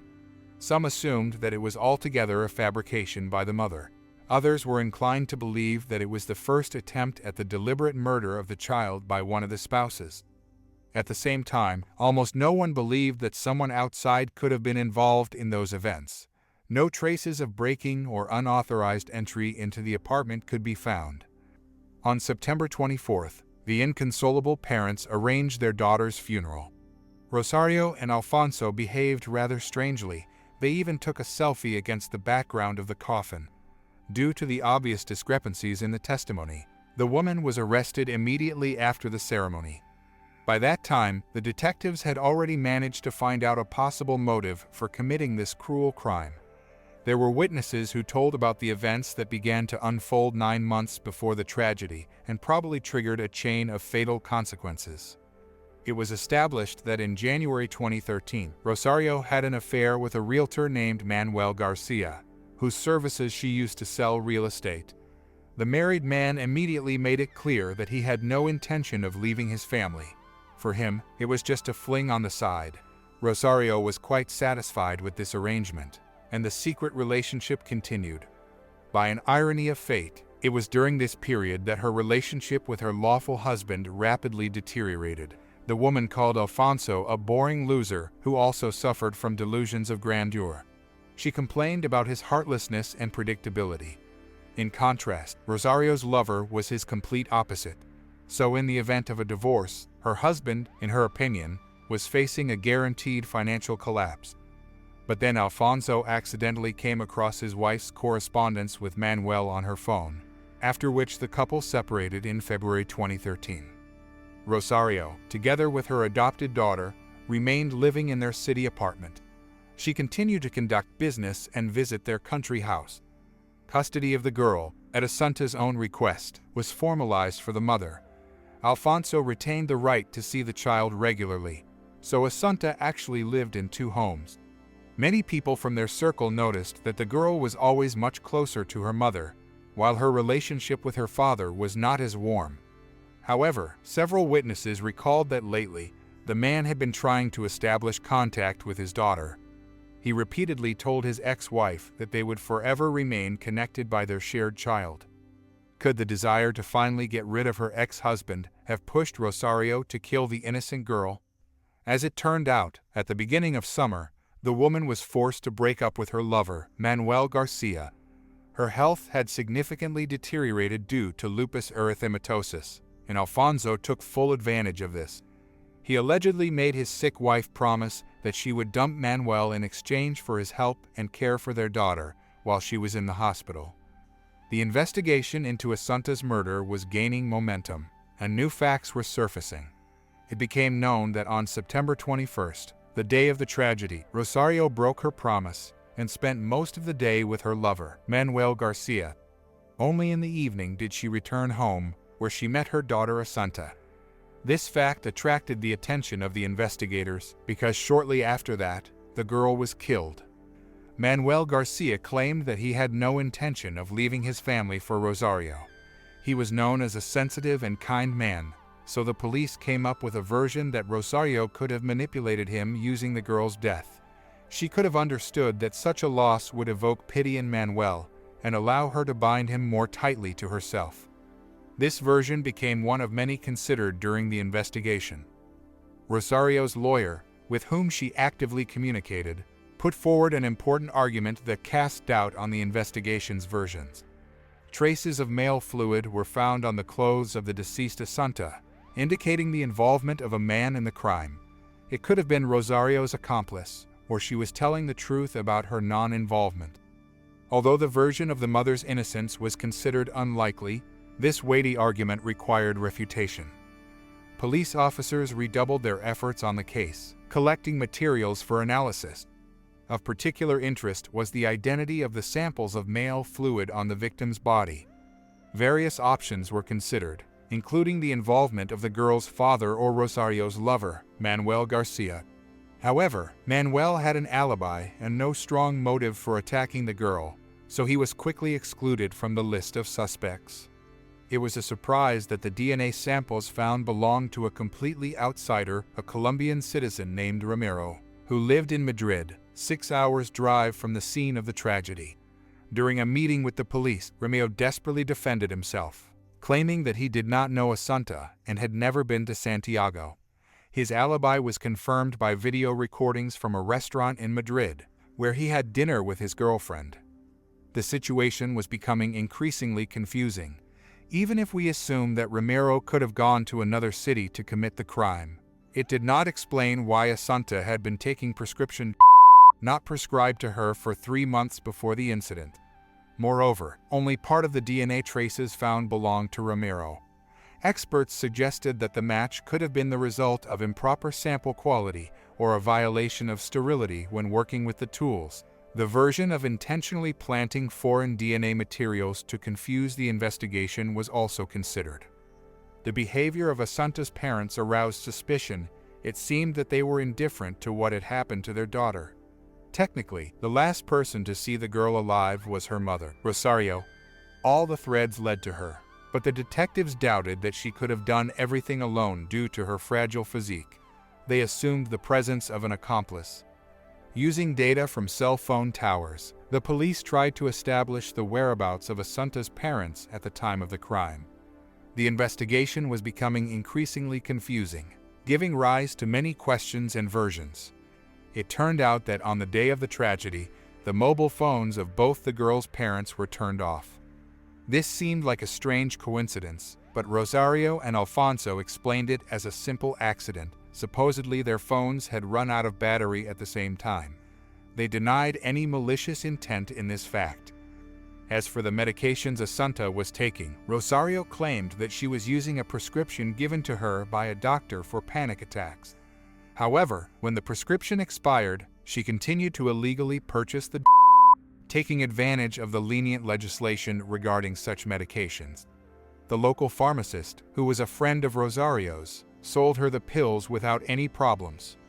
The detective spoke with this pharmacist and learned that Rosario had first asked for Larpom on July 5th, the day after the intruder had broken into the house and attacked Asunta, and lately, Alfonso, Rosario's husband, had been buying the in large quantities.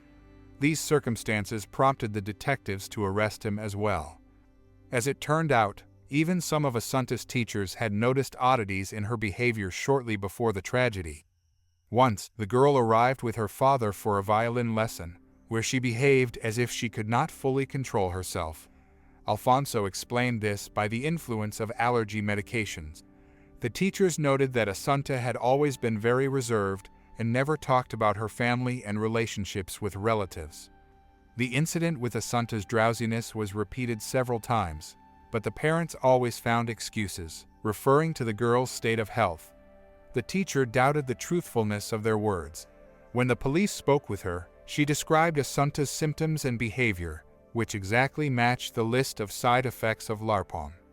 That same evening, the teacher talked to Asunta's father, who had come to pick up his daughter, and described to him what had happened. After that, her suspicions only intensified, as the man changed his previous version and now claimed that his daughter was taking some other medications. It all looked very suspicious and resembled a lie. The last incident occurred 2 days before the tragedy.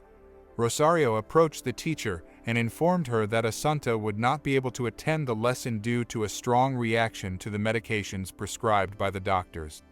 Upon hearing this testimony, the detectives no longer doubted that the adoptive parents were aware of the girl taking the and were trying to poison her. But the question remained why? In August 2013, when depression completely engulfed Rosario, Asunta was sent with a nanny to a country retreat for a whole month. The parents only occasionally called the girl, but never visited her in person. Without her parents, Asunta was cheerful, happy, and carefree. Throughout the investigation of the case, the fact constantly surfaced that Alfonso, despite the divorce, desperately wanted to restore his relationship with his ex-wife. 3 months before the tragedy, in June 2013, Rosario was hospitalized with a nervous breakdown. During this period, Alfonso even moved back in with her.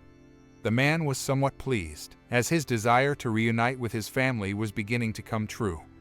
It was then that Rosario stopped seeing her lover. Alfonso visited her in the hospital and looked after her after she was discharged. It seemed that the situation in the family had improved. However, as it later turned out, Rosario had lied, because she continued to maintain a connection with her lover and even saw him on the day of her daughter's murder. In light of the discovered facts, the investigation put forward a new assumption: Alfonso's revenge. Perhaps he wanted to inflict even more pain on Rosario than he himself had endured because of her infidelity. This could explain how the orange rope ended up in the trash can of the country house, and Alfonso simply planted it there. But why did Rosario know about these items and get so alarmed when the police came to her and immediately rushed to the same garbage bin? She was probably aware of the events and was an accomplice in the crime. The fact that the ex-husband turned out to be a rather vindictive person was obvious. He even tried to call Manuel Garcia's wife, Rosario's lover, to tell her about their extramarital affair. The police discovered an important pattern. When Alfonso was in the house with his ex-wife and daughter, Asunta was always intoxicated with some kind of medication. However, Alfonso refused to comment on this, claiming his innocence.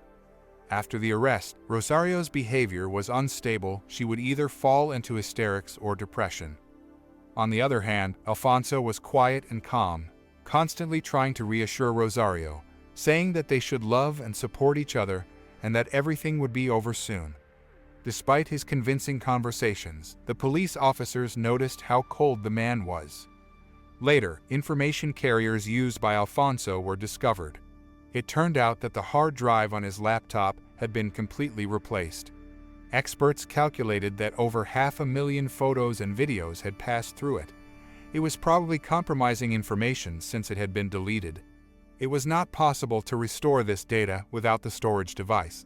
However, the police were able to find out that Alfonso had an unhealthy interest in Asian girls. Evidence of dozens of acquaintances and correspondence with Asian women was found on his social media pages.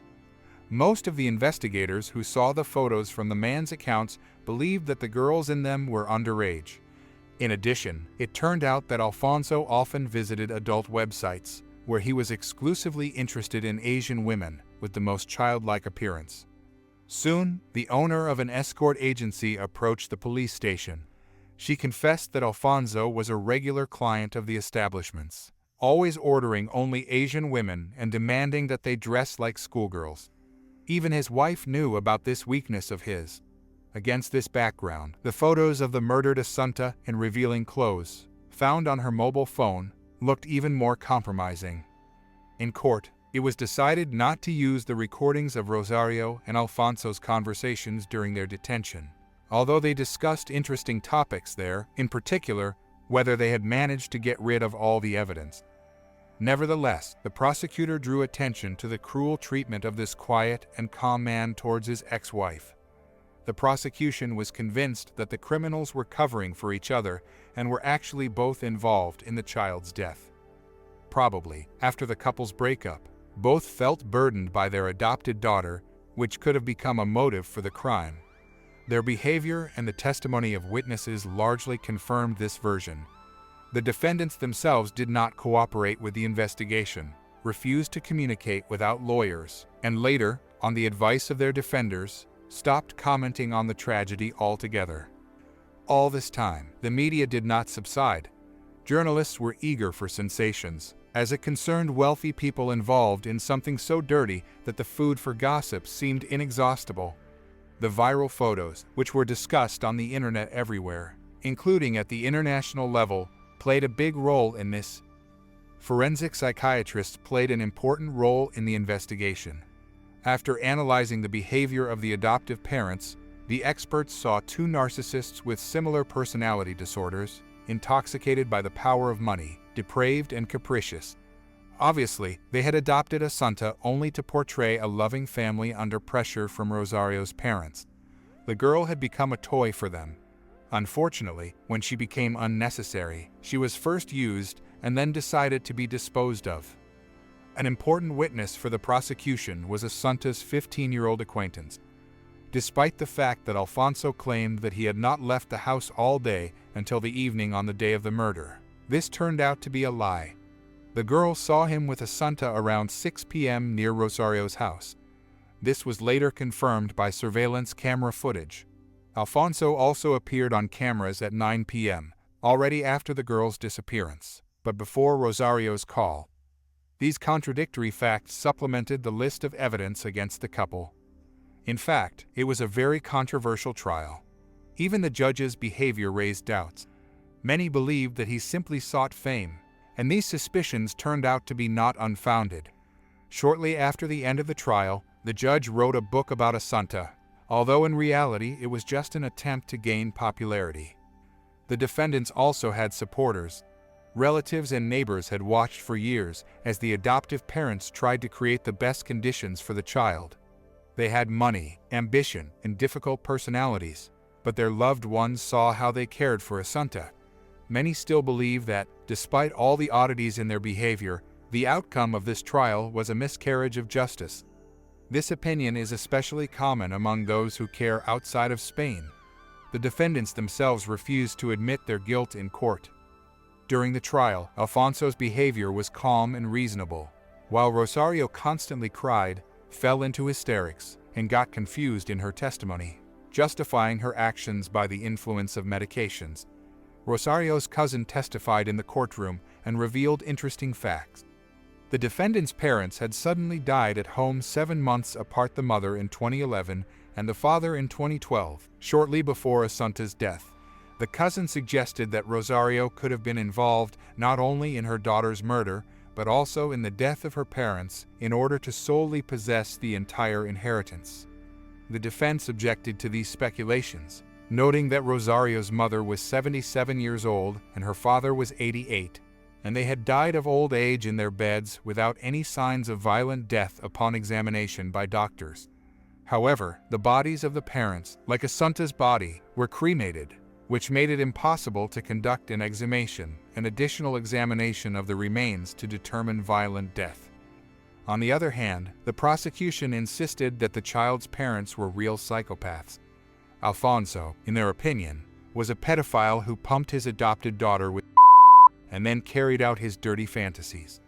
There was a possibility that at some point Asunta managed to retain the memory of these events, and she could have told about them, so it was decided to get rid of her as a threat. This theory was supported by numerous photos and evidence of Alfonso's unhealthy attraction to underage Asian girls. Probably, Rosario was also involved in what was happening, or at least knew about it, but continued to cover up her ex-husband's dirty deeds. Or perhaps she simply decided to get rid of the girl as an unnecessary thing and did it together with Alfonso. On October 30, 2015, the court found the adoptive parents guilty of the crime and sentenced each of them to 18 years in prison. After starting to serve their sentences, both filed appeals, but they were rejected. On November 18, 2020, Rosario was found dead in her prison cell with a belt around her neck. As it turned out, this was her third attempt to voluntarily end her life. People who cared about Asunta's fate believed that she could not cope with the burden of guilt. Alfonso is still behind bars, continuing to insist on his innocence. The Asunta case gained significant publicity not only in Spain but also in China. It caused a lot of controversy regarding the granting of custody to foreign citizens. This story left many questions and room for reflection. Obsession and unhealthy attachment can lead to horrific acts. Stalkers often focus on the object of their obsession or their loved ones, finding satisfaction in the suffering of the person who rejected them. But sometimes criminals are willing to go to extremes, ruthlessly destroying anyone who stands in the way of their goal. The small Swedish town of Arboga, located 160 kilometers west of Stockholm, became the site of one of the most horrific crimes in the country's history in 2008. On March 17, 2008, 23-year-old Emma Jangestig, mother of 3-year-old Max and 1.5-year-old Saga, was spending a typical evening with her children. She was preparing dinner, waiting for her fiancé Torgny Hellberg to return from work. Emma and Torgny had met a year earlier after her divorce. Their relationship developed rapidly, and they quickly realized they couldn't live without each other. The couple even bought a house together, moving in just 2 months before the tragic events. Although Torgny was not Max and Saga's biological father, he treated them as his own. Nicholas, the children's biological father, continued to actively participate in their lives. He had a somewhat strained relationship with his ex-wife but communicated with the kids almost daily. On that fateful evening, around 6 p.m., Emma and the children sat down for dinner. Torgny was still at work and wasn't expected to return for a few hours. Taking advantage of the free time, Emma decided to send messages to family and friends. She was exchanging messages with her sister, who received the last message from her at 7:07 p.m. Suddenly, their conversation was cut short mid-sentence. Emma stopped reading and responding to messages, which her sister found strange. She decided to contact Torgny and tell him about Emma's odd behavior. It turned out that he had left work a bit earlier and was already on his way home. He promised Emma's sister that he would check on the situation. Torgny arrived at the doorstep at 7:17 p.m. Everything seemed normal from the outside, but he was alarmed by the open front door, which was usually always locked. As he crossed the threshold, he found himself in the epicenter of a horrific scene. The hallway was in chaos. Items were strewn across the floor, furniture was broken and overturned. At first, Torgny thought the children had simply gotten out of control during play, although the extent of the destruction seemed too serious for childish mischief. He called out his wife and children's names, but no one answered. Suddenly, at the end of the hallway, he noticed a motionless figure on the floor. As he approached, he froze in horror. Before him lay the mutilated body of a child in an unnatural position. The face and head were so badly crushed that Torgny couldn't recognize who it was.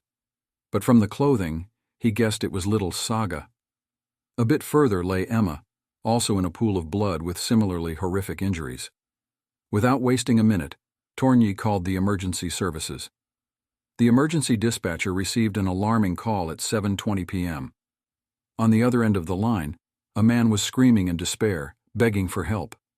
He reported that someone had brutally attacked his family while he was away. In the background, a woman's moan could be heard. It was Emma. Without hesitation, the dispatcher sent police and an ambulance to the address. Medics arrived at the scene within minutes.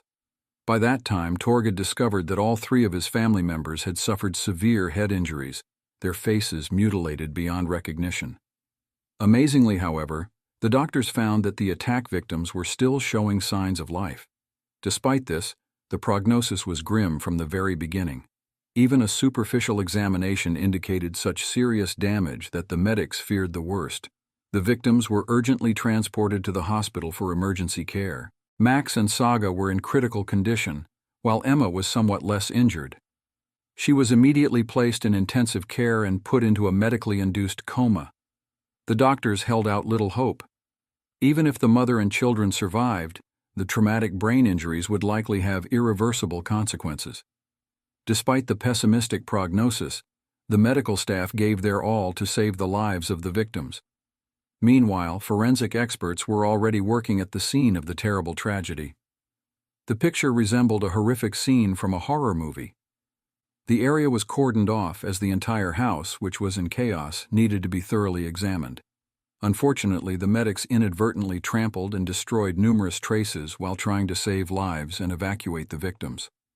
Many items had to be moved to reach the victims. Essentially, the crime scene was significantly damaged, which could hinder the collection of evidence. It was obvious that the attack occurred within a time frame of no more than 13 minutes, between the last message Emma's sister received from her at 7:07 p.m. and Torgny's call to the emergency services at 7:20 p.m. Of course, from the very beginning, Emma's husband became the main suspect. However, he had a solid alibi. His presence at work was confirmed, and surveillance cameras captured him on his way home. When Torgny was cleared of all suspicion, investigators were able to narrow down the time frame. It became clear that the attacker had only 10 minutes, from 7:07 to 7:17 p.m., when Tourny entered the house and found the injured. Although Tourny was no longer considered a suspect, the police decided to interrogate him at the station. Investigators hoped he might have noticed or heard something that could assist in the investigation.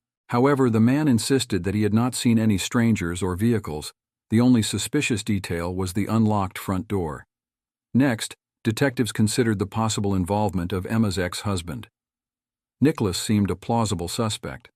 According to Tourny, there had been long-standing conflicts between Emma and her ex-husband regarding communication with the children, division of property, and alimony.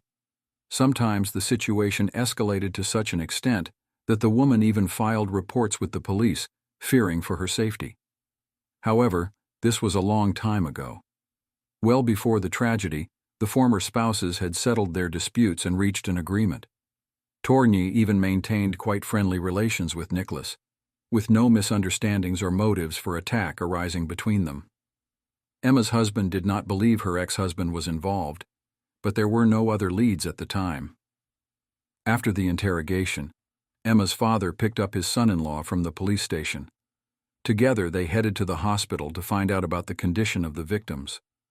On the way, the men turned on the radio, and the first news they came across was a report about the brutal attack.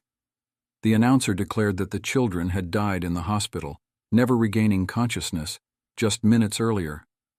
Emma's fate remained unknown.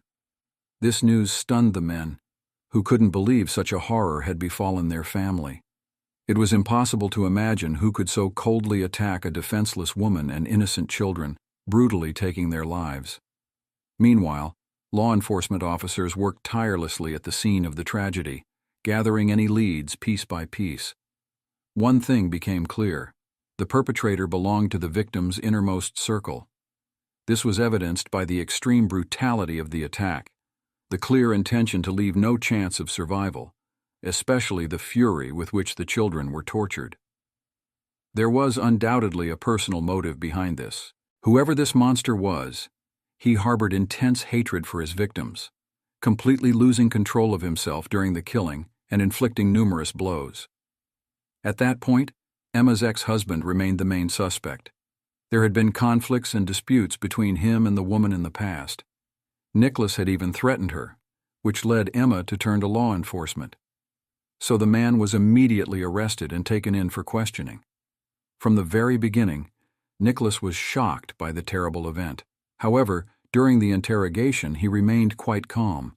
The father of the dead children had an alibi. At the time of the attack, he was in another city. Although this information still needed to be verified, Nicholas's behavior indicated that he was not the killer. The police's only hope was 23-year-old Emma, who was desperately fighting for her life in a hospital bed. If she managed to survive, she could become an invaluable witness for the investigation and provide crucial information about the attacker's identity. Added to the suffering endured by the victim's family was the fear that the criminal might return to finish what he started and take Emma's life after all. To protect the woman, security was posted around the clock right by her hospital room. The doctor's prognosis remained bleak. Emma was in critical condition. The medical staff expressed concerns that even if the woman survived, she would likely remain disabled for life and possibly be unable to recall details of the attack. No other witnesses to the crime could be found. Neighbors had neither heard nor seen anything. So law enforcement focused on studying footage from surveillance cameras in the area. They hoped this would help track the attacker's movements and determine where he came from. It was also crucial to find the murder weapon, which could bear traces of the perpetrator. That's why patrol officers searched the surrounding area particularly thoroughly. Even service dogs were involved. Unfortunately, this did not yield the desired results. The forensic expert determined that a heavy object with crushing force, similar to a hammer or other such tool, was used in the attack on the children. The blows were delivered with extreme rage, resulting in the toddlers' skulls being completely shattered. Each child suffered numerous injuries, indicating the attacker's uncontrollable emotions and frenzy. This detail could be an important clue, but no one from the family's close circle, including Torg himself, could imagine who would be capable of such cruelty. The young couple had no ties to the criminal world, had no enemies, and was known for their decency. Investigators' suspicions about a personal motive were quickly confirmed. No valuables were stolen from the crime scene. Money and jewelry remained untouched, ruling out robbery. The forensic examination of the scene was completed the day after the tragedy. By that time, Nicholas had already been excluded from the list of suspects, as his alibi was confirmed, and the man was released.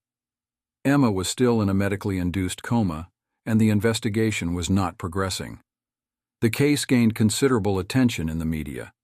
Not only did the fact that the crime occurred in a low-crime area draw attention, but the choice of victims and the degree of brutality were shocking. Law enforcement appealed to the public through the media for assistance. It worked. People living near the victim's house came forward. One passerby reported seeing a person in black clothing with a hood pulled over their head on the porch of the house around 7 p.m. The individual seemed to be hesitating about whether to go inside. About 10 minutes later, the same witness, returning from the store, noticed the suspicious guest of slender build in black running out of the residence, jumping into a car and speeding away. Unfortunately, the eyewitness did not get a good look at the face and could not describe the vehicle in detail, but he got the impression that it was a woman. After this testimony, several more people came forward, providing a similar description of a person loitering aimlessly in the neighborhood before the attack. It became clear that this stranger in black was the perpetrator. Soon after, Tourny came to the station and told the police about his ex-girlfriend. The man shared his concerns about her, as she had been behaving inappropriately lately. He was referring to 31-year-old Christine Schurer from Hanover, Germany. When Christine was 11, her father left the family. From then on, she had little contact with him. She went on an exchange program to New York, where she lived with relatives in Manhattan. After returning to Germany, the girl settled in Göttingen and studied history for the next 6 years. Then Christine went to Greece, where she participated in archaeological excavations. While in Athens, she got a job at a hotel while also working as a historian. Later, the girl moved to the island of Crete, where she also started working in the hotel business. In August 2006, 26-year-old Tourny went on vacation to Crete and checked into the hotel where Christine worked. On the very first day of his stay, the young man met the girl, and a romance blossomed between them.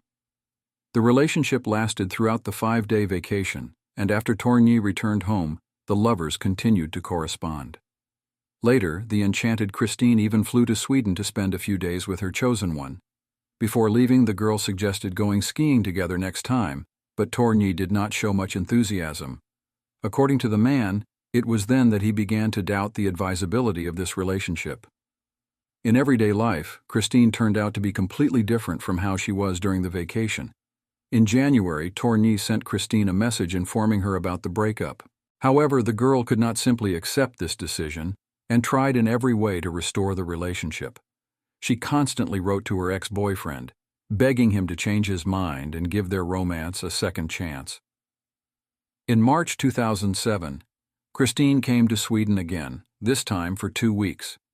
During this visit, she managed to persuade Tourny to go to dinner with her. The young man agreed, but at the meeting, he repeatedly emphasized that only a friendship was possible between them. Christine seemingly accepted this and left, but sometime later she returned to Sweden and insisted on another meeting. She believed that this dinner together should be the last and put a final end to their relationship. During the meeting, the girl suggested trying again, but Tourny categorically refused, considering the matter settled once and for all. Then Christine stated that since they could no longer have a relationship, she would like to come to his place and pick up her belongings that she had left behind after her previous visit. Tourny agreed. It was a short visit, after which the girl left. However, the very next day, Christine called again, pleading for help. She said that she had stopped near some castle and could not find her way back.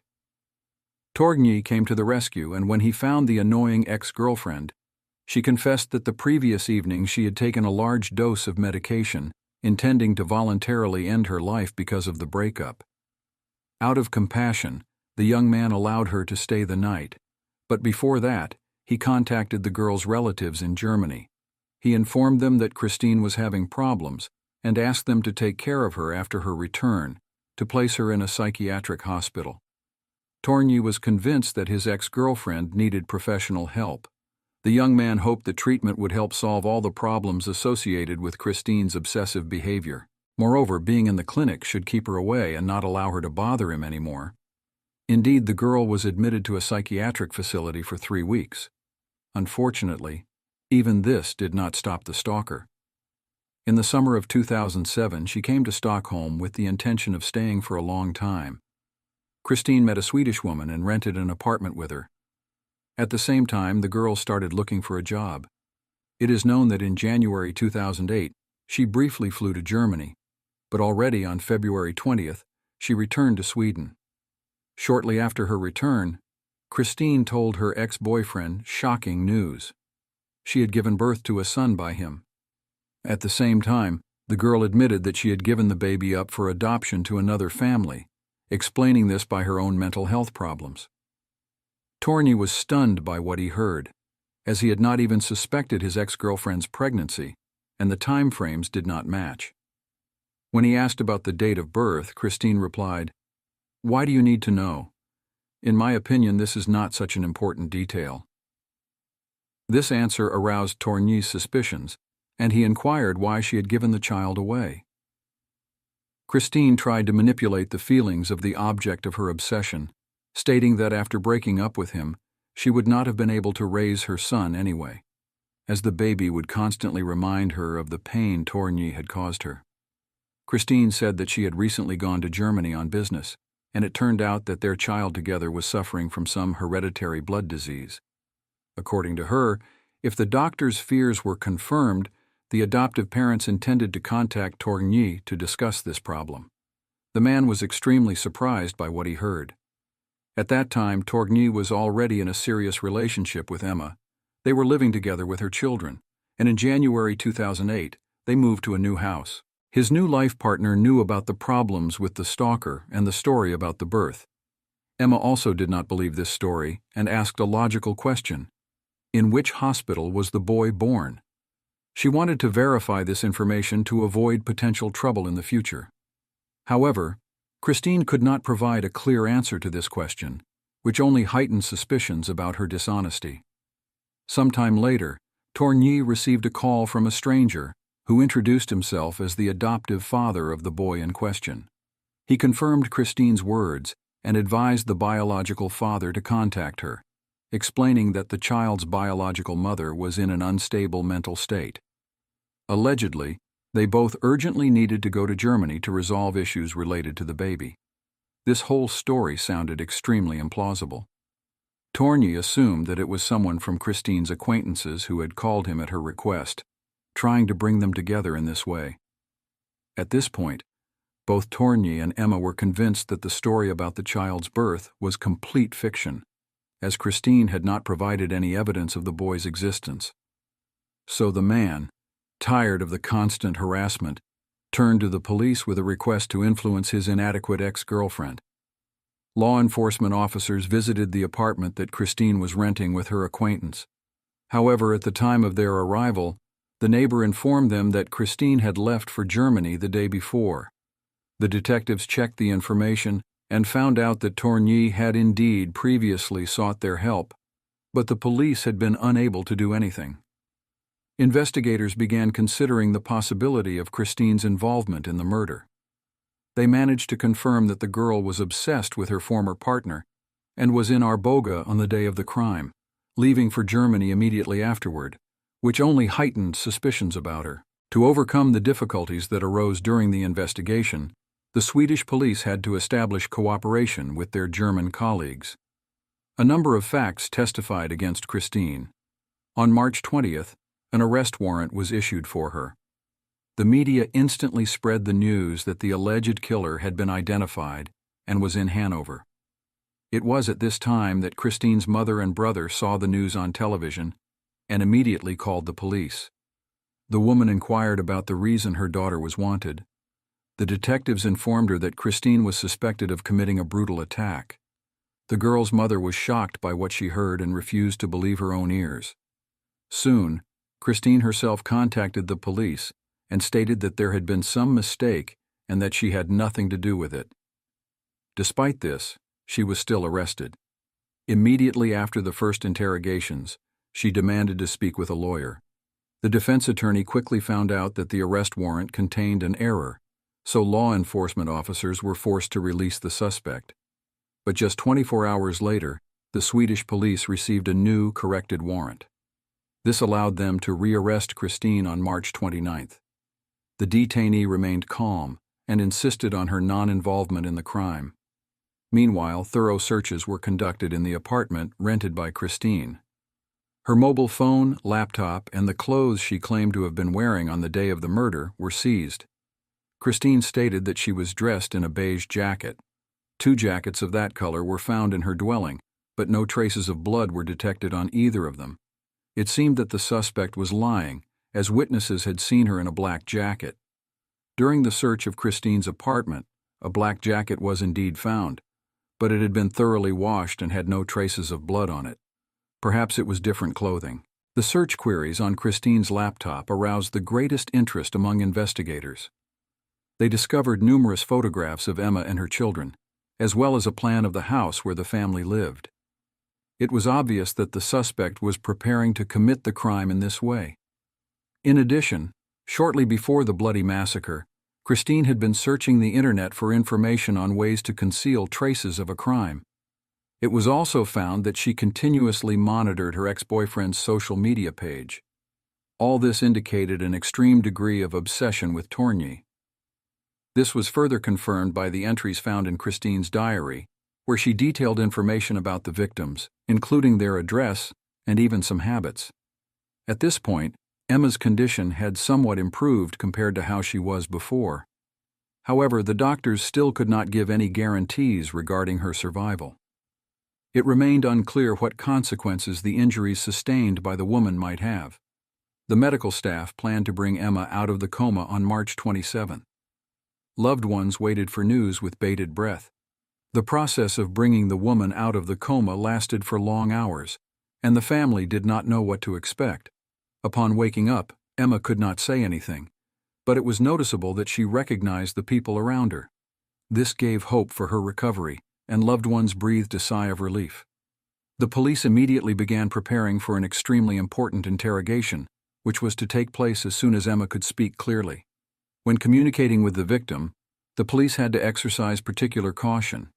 They were strictly forbidden from informing Emma about the tragic fate of her children, even if she directly asked about it. Instead, the investigators had to give evasive answers so as not to worsen the already fragile condition of the woman who was lucky to survive. This strategy was meant to ensure that during the conversation with the detectives, Emma would provide clearer and more accurate testimony, and the traumatic information would not affect the reliability of her words. The first visit by investigators took place on April 1st, just 3 days after Emma was brought out of the medically induced coma. Despite the efforts of the police officers, the woman could not remember anything. She did not even understand why representatives of law enforcement had come to see her, did not know what had happened to her, or why she was in the hospital. The medical staff hoped that over time, the memory of the events of that fatal evening would return to Emma. The woman asked about her children more and more often, so the doctors decided that hiding this information from her would be too cruel. That same evening, after the first interrogation, a doctor spoke with Emma. He told her about the attack that had occurred, but without unnecessary details. Immediately after this short conversation, the woman simply fell asleep. The next morning it turned out that she did not remember anything the doctor had told her. This state persisted for several weeks after. Given the patient's mental state, the medical staff decided to continue evading direct answers to questions about the children. In addition, Emma was forbidden from reading newspapers and watching television. This caused irritation in the woman, as she simply could not understand what was going on around her. Emma did not realize that her children had died. She continued to talk about them as if they were alive, despite being told several times about the death of her son and daughter. Eventually, the doctors decided to act more persistently. After another conversation, it finally dawned on the woman that she would never see her children again. However, Emma still did not remember exactly what had happened, so she was convinced that she had been in a serious car accident. At this stage, the forensic experts prepared a report based on the results of a thorough analysis of the crime scene. Unfortunately, all traces were either trampled by the medics, or Christine's attempts to carefully prepare for the murder proved to be remarkably effective. Not a single sample of her DNA or fingerprints was found in the house. Moreover, the murder weapon could not be found either. Christine's roommate told detectives that a hammer had disappeared from her toolbox in March. The description matched the alleged murder weapon. This happened just before the attack, which became circumstantial evidence of Christine's involvement in the crime for the police. In the absence of strong evidence to bring charges, the investigation continued. The detectives focused on studying the shoe prints found at the scene of the children's murder. Unfortunately, in this case, dozens of other traces left by paramedics, all 3 attack victims, and Emma's partner had to be discarded. Among the many prints, traces of sneakers were isolated, which did not belong to either the residents of the house or the rescuers who arrived at the call. The detectives managed to establish the brand, model, and size of this footwear, but Christine denied ever wearing such sneakers. However, a thorough analysis of her social media photos allowed these claims to be refuted. A picture was found on the suspect's page where she was wearing those very sneakers. The shoe size matched. However, even this evidence was circumstantial. The evidence also included footage from surveillance cameras at the train station, which recorded Christine arriving in the city at least 3 times during the last week before the attack, wearing a dark jacket. The last time this happened was on the day of the murder, March 17th. Unfortunately, the images were not clear enough, but the suspect's mobile phone geolocation confirmed her presence in the city. When asked about this by investigators, Christine could not provide a comprehensible explanation. Later, the girl claimed that she had come on business. The only aspect that the police had no problems with was the motive for the attack. According to the records found on Christine's computer, she was madly jealous of Tourny because of Emma. The girl simply could not accept that her former lover had found happiness with another woman. A psychiatric examination was ordered, the results of which found the suspect to be of sound mind. Law enforcement officers continued to make every effort to ensure that the miraculously surviving victim could remember something. For this, Emma was even taken to the crime scene. But this also did not yield results. Suddenly, a few days later, there was a breakthrough. The woman suddenly remembered that on the evening of March 17th, someone had knocked on the door. The mistress of the house opened it and saw a girl in dark clothes with a hood on her head standing on the threshold. The stranger introduced herself as Tina, and then she suddenly hit Emma on the head with something heavy. After that, the woman lost consciousness. It is horrifying to even imagine what happened next in the house and what the defenseless children had to endure. On July 29, 2008, Christine found herself in the dock in a Swedish court. She was accused of committing 2 premeditated murders and attempted murder. The defense showed considerable optimism, as the lawyers considered all the evidence against their client to be circumstantial and easily refutable. Christine's behavior when entering the courtroom seemed rather strange. She waved her hand in a friendly manner to most of those present, smiling inappropriately and laughing when the murder of the children was mentioned. Such behavior played into the hands of the prosecution, as it demonstrated the accused's cruelty and inadequacy. Christine continued to insist that her visit to Arboga was related exclusively to work matters. Allegedly, she was going to go on an archaeological excavation near the city. In contrast, the prosecutors argued that on that day, Christine had come to Arboga with a single purpose: to commit murder. And before that, she had come there twice, on March 12 and 14, to monitor her future victims. The prosecution also emphasized that Christine was a pathological liar, obsessed with her former partner. No evidence was ever found that Christine had ever been pregnant or given birth to a child. No one from her circle had noticed any signs of pregnancy, and no maternity hospital had recorded information about the birth or adoption. The pregnancy timeframes that the accused spoke about did not match reality. Christine's story about giving birth to Tourney's child did not stand up to any criticism, which characterized the defendant extremely negatively. The key witness for the prosecution was Emma herself. Already on the first day of the court hearings, she recognized the defendant as the same Tina. The woman recalled opening the door to the killer about 10 minutes before Tourney returned from work. Upon seeing the murderer of her children face to face, Emma was so shocked that she fainted right in the courtroom. This fact became important confirmation that until that moment, the victim had been completely isolated from any information about the suspect and the crime she had committed.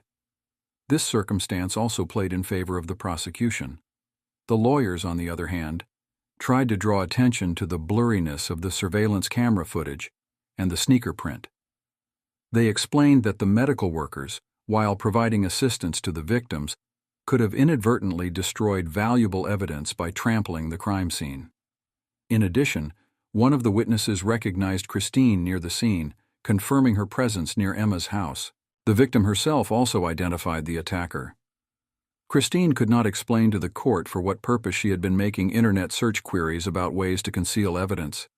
Similarly, the defendant did not provide comprehensible explanations as to why she needed photographs of Emma and her children, as well as a detailed plan of the house where Emma and Tourney lived.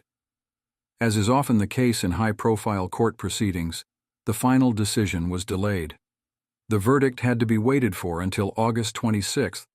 In the end, the panel of judges found Christine guilty on all counts. The punishment for her was life imprisonment without the right to parole.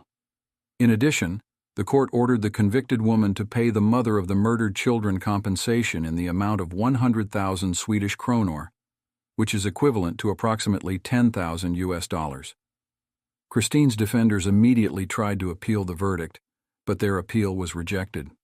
According to the court's decision, even if Christine is ever released, she will be immediately deported to Germany with a lifetime ban on entering Sweden. She became only the 7th woman in the history of Swedish justice to be sentenced to life imprisonment. In 2012, at the request of the German side, the prisoner was transferred to a women's correctional facility in the city of Vechta, Germany. Christine continues to periodically try to get the verdict overturned and a new trial appointed, insisting on her innocence. Meanwhile, Emma continues to struggle with the physical and psychological consequences of the injuries sustained during the attack. 4 years after the tragedy, she gave an interview in which she admitted that the main force that helps her keep going is the memory of her deceased children, as alive and smiling as they will forever remain in her heart. Tourney was there the whole time, supporting his beloved woman. Later they got married. The couple had 2 babies, who were told about the tragic fate of their brother and sister. Although the killer is behind bars, Emma still fears that Christine will not stop trying to get the case reviewed, and, quite possibly, succeed. The woman does not rule out that in this case she may again become a target for a new attack by the deranged Christine, obsessed with the idea of revenge. The word mercy is a foreign concept to some.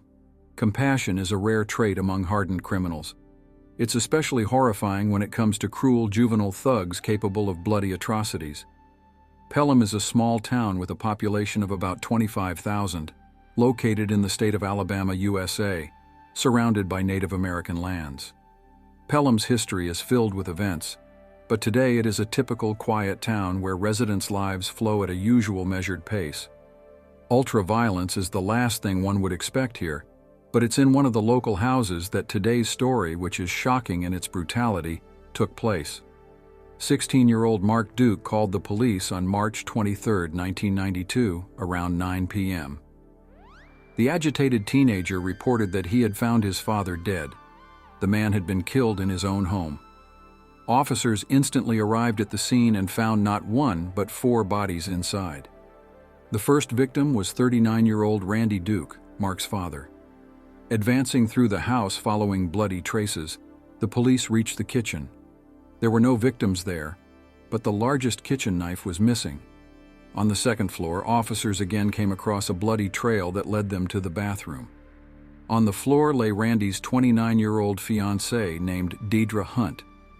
Next to the mutilated mother in the bathtub was the body of her younger daughter, 6-year-old Celesta Hunt. 7-year-old Chelsea Hunt was found in the bedroom, also on the second floor. The adults had been shot, with Dedra's body literally riddled with bullets. Both girls had their throats slit. At the scene of the massacre, shells from weapons of 2 different calibers were found, 32 and 45. Cadaveric spots had already appeared on the bodies. Forensic experts immediately determined that the victims had been killed quite some time ago, over a day. The teenager who called the police was immediately questioned. According to the young man, he returned home in the evening and found his father's lifeless body. Without going into details and not looking for other victims, he immediately called the 911 rescue service. The boy was taken to the police station to give him a chance to calm down. It was assumed that the teenager needed protection from a possible attack by the killer. He could also answer a few questions from the police to provide important information for the investigation. Randy Duke was originally from Chicago but grew up in Alabama. He was born in January 1958 and was 10 years older than his new fiancée Deidre, who was born in Alabama in July 1967. At the time of her death, she had just turned 29. Before the tragedy, the couple had managed to get engaged and was preparing for the wedding. Deidre had 2 daughters with an age difference of less than a year. The girls were very similar in appearance but had very different personalities. Chelsea was active and lively, while the younger Celesta was her complete opposite, quiet and calm. The version about an attack based on jealousy by Deidre's ex-husband had to be discarded. Everyone who knew these families well confirmed that the woman had managed to maintain a friendly relationship with her ex-husband. During the divorce and when resolving custody issues, there were no disputes between them. The children wanted to stay with their father so as not to change schools, but their mother regularly took them for weekends. The former spouses had no conflicts or disagreements about this. Nevertheless, the man was checked just in case, but he had a solid alibi, so he was excluded from the list of suspects. Investigators considered Randy's secret activities in the Drug Enforcement Bureau as a possible motive for the crime. He was involved in countering local dealers. Could he have been killed out of revenge? However, this line of investigation turned out to be a dead end. Randy and Deidre had been together for over a year before the man finally proposed. The young woman accepted his proposal. Randy had a son, Mark, from a previous marriage who lived with his father. However, the reason for this was not at all the teenager's unwillingness to change schools. In fact, Mark's biological mother had almost no interest in her son's life. She left the family almost immediately after his birth. Randy single-handedly raised the boy, and the mother only rarely visited the child. Months could pass between her visits. Outwardly, Randy and Deidre seemed like an ordinary couple in a loving relationship. The man gladly accepted his fiancée's daughters, who spent weekends with them, and Deidre tried to find common ground with Randy's son. It seemed that the murdered had no enemies, and a random attack in this town seemed like something from the realm of the impossible. Such crimes had never happened here before. The police were immediately alerted by the mess in the house. Things were scattered as if the goal was a robbery gone wrong. However, nothing of value disappeared from the dwelling. Money was lying in plain sight. Something clearly did not add up. Why shed so much blood if the perpetrator came to steal? Why not spare the children? The detectives were convinced that the crime had a personal motive. The local community reacted to these events with great alarm. There had never been high-profile murders in these parts, so the news of 4 corpses at once had a stunning effect on all residents of the county. Information spread like wildfire. When forensic experts were carrying the bodies out of the house, a crowd of frightened neighbors had already gathered outside. People were in a panic. Relatives of the deceased were shocked because just 2 days before the tragedy, Deidre and the girls were present at a family dinner. At that time, everything seemed wonderful, and nothing foreshadowed trouble. Celesta was enthusiastically preparing for her first beauty pageant, while Chelsea was carelessly playing board games. No one could have imagined that this would be their last meeting with the family. At the press conference dedicated to the investigation of the crime, The police refrained from making loud statements. The versions of 4 murders or a triple murder followed by were considered. Such preliminary conclusions were based on the initial data collected at the scene of the bloody massacre. The fact is that no signs of breaking into the house were found. Therefore, from the very beginning of the investigation, the likelihood of an attack by an outsider was dismissed. The killer had to be one of the family members or a close acquaintance who was trusted enough to voluntarily open the door. At the end of the press conference, the police announced a $20,000 reward for any information that would help apprehend the perpetrator. The victim's relatives categorically rejected the law enforcement officer's assumption about Randy voluntarily taking his own life. The man was a calm and level-headed person and simply could not do anything like that. None of the deceased suffered from mental disorders or harmful addictions. This was undoubtedly an attack by outsiders. Moreover, there were several attackers, because shells from weapons of 2 different calibers were found at the crime scene. The investigation of the horrific crime began with questioning local residents. However, none of the neighbors were able to provide significant information about suspicious activity on the day of the tragedy.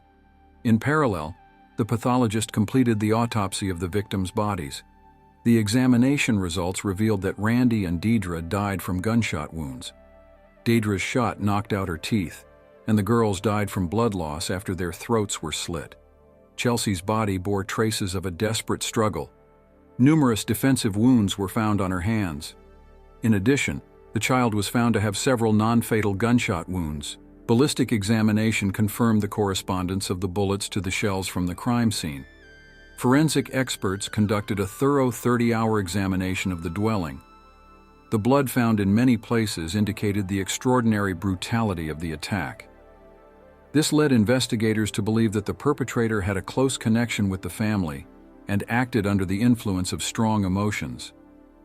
Meanwhile, law enforcement officers continued to communicate with Mark Duke, who was under police protection after calling 911.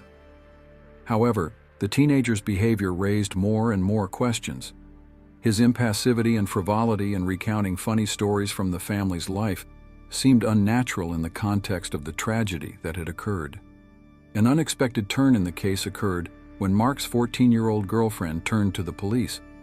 The girl reported the boy's confession to the murder of his own family. During the interrogation, she revealed additional details of the crime and pointed to the involvement of Mark's friends. The police offered her to help in the investigation by using hidden devices to record the conversations of the suspects. The evidence obtained in this way gave grounds for questioning Mark and his circle. The investigation established that 16-year-old Mark had a strained relationship with his family.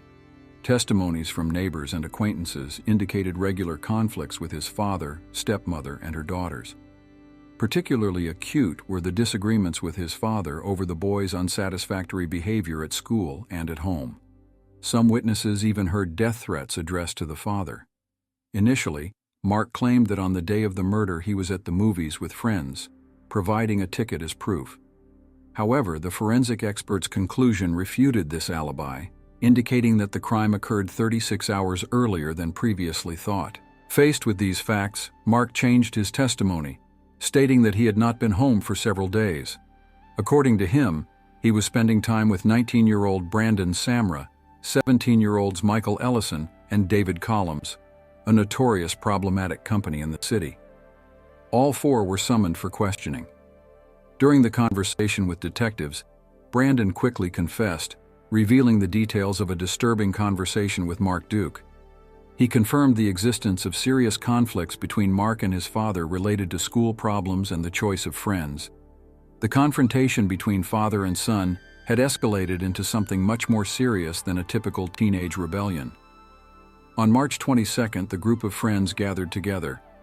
They visited Mark's father, and the boy asked for the pickup truck for a ride. After being refused, Mark became furious, and moving away from the house, confessed to his friends his intention to kill Randy.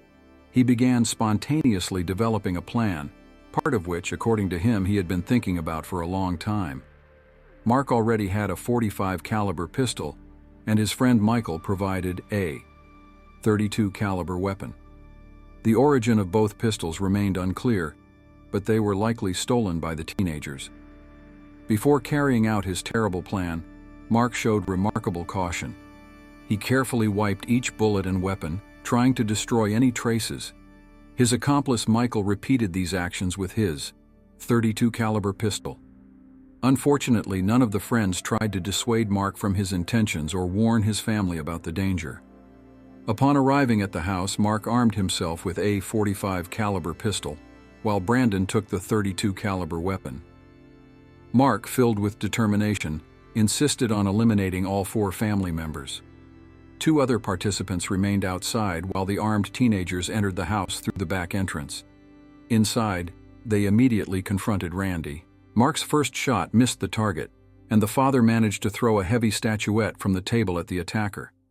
However, this did not stop Mark, and he fired 2 more times, this time accurately.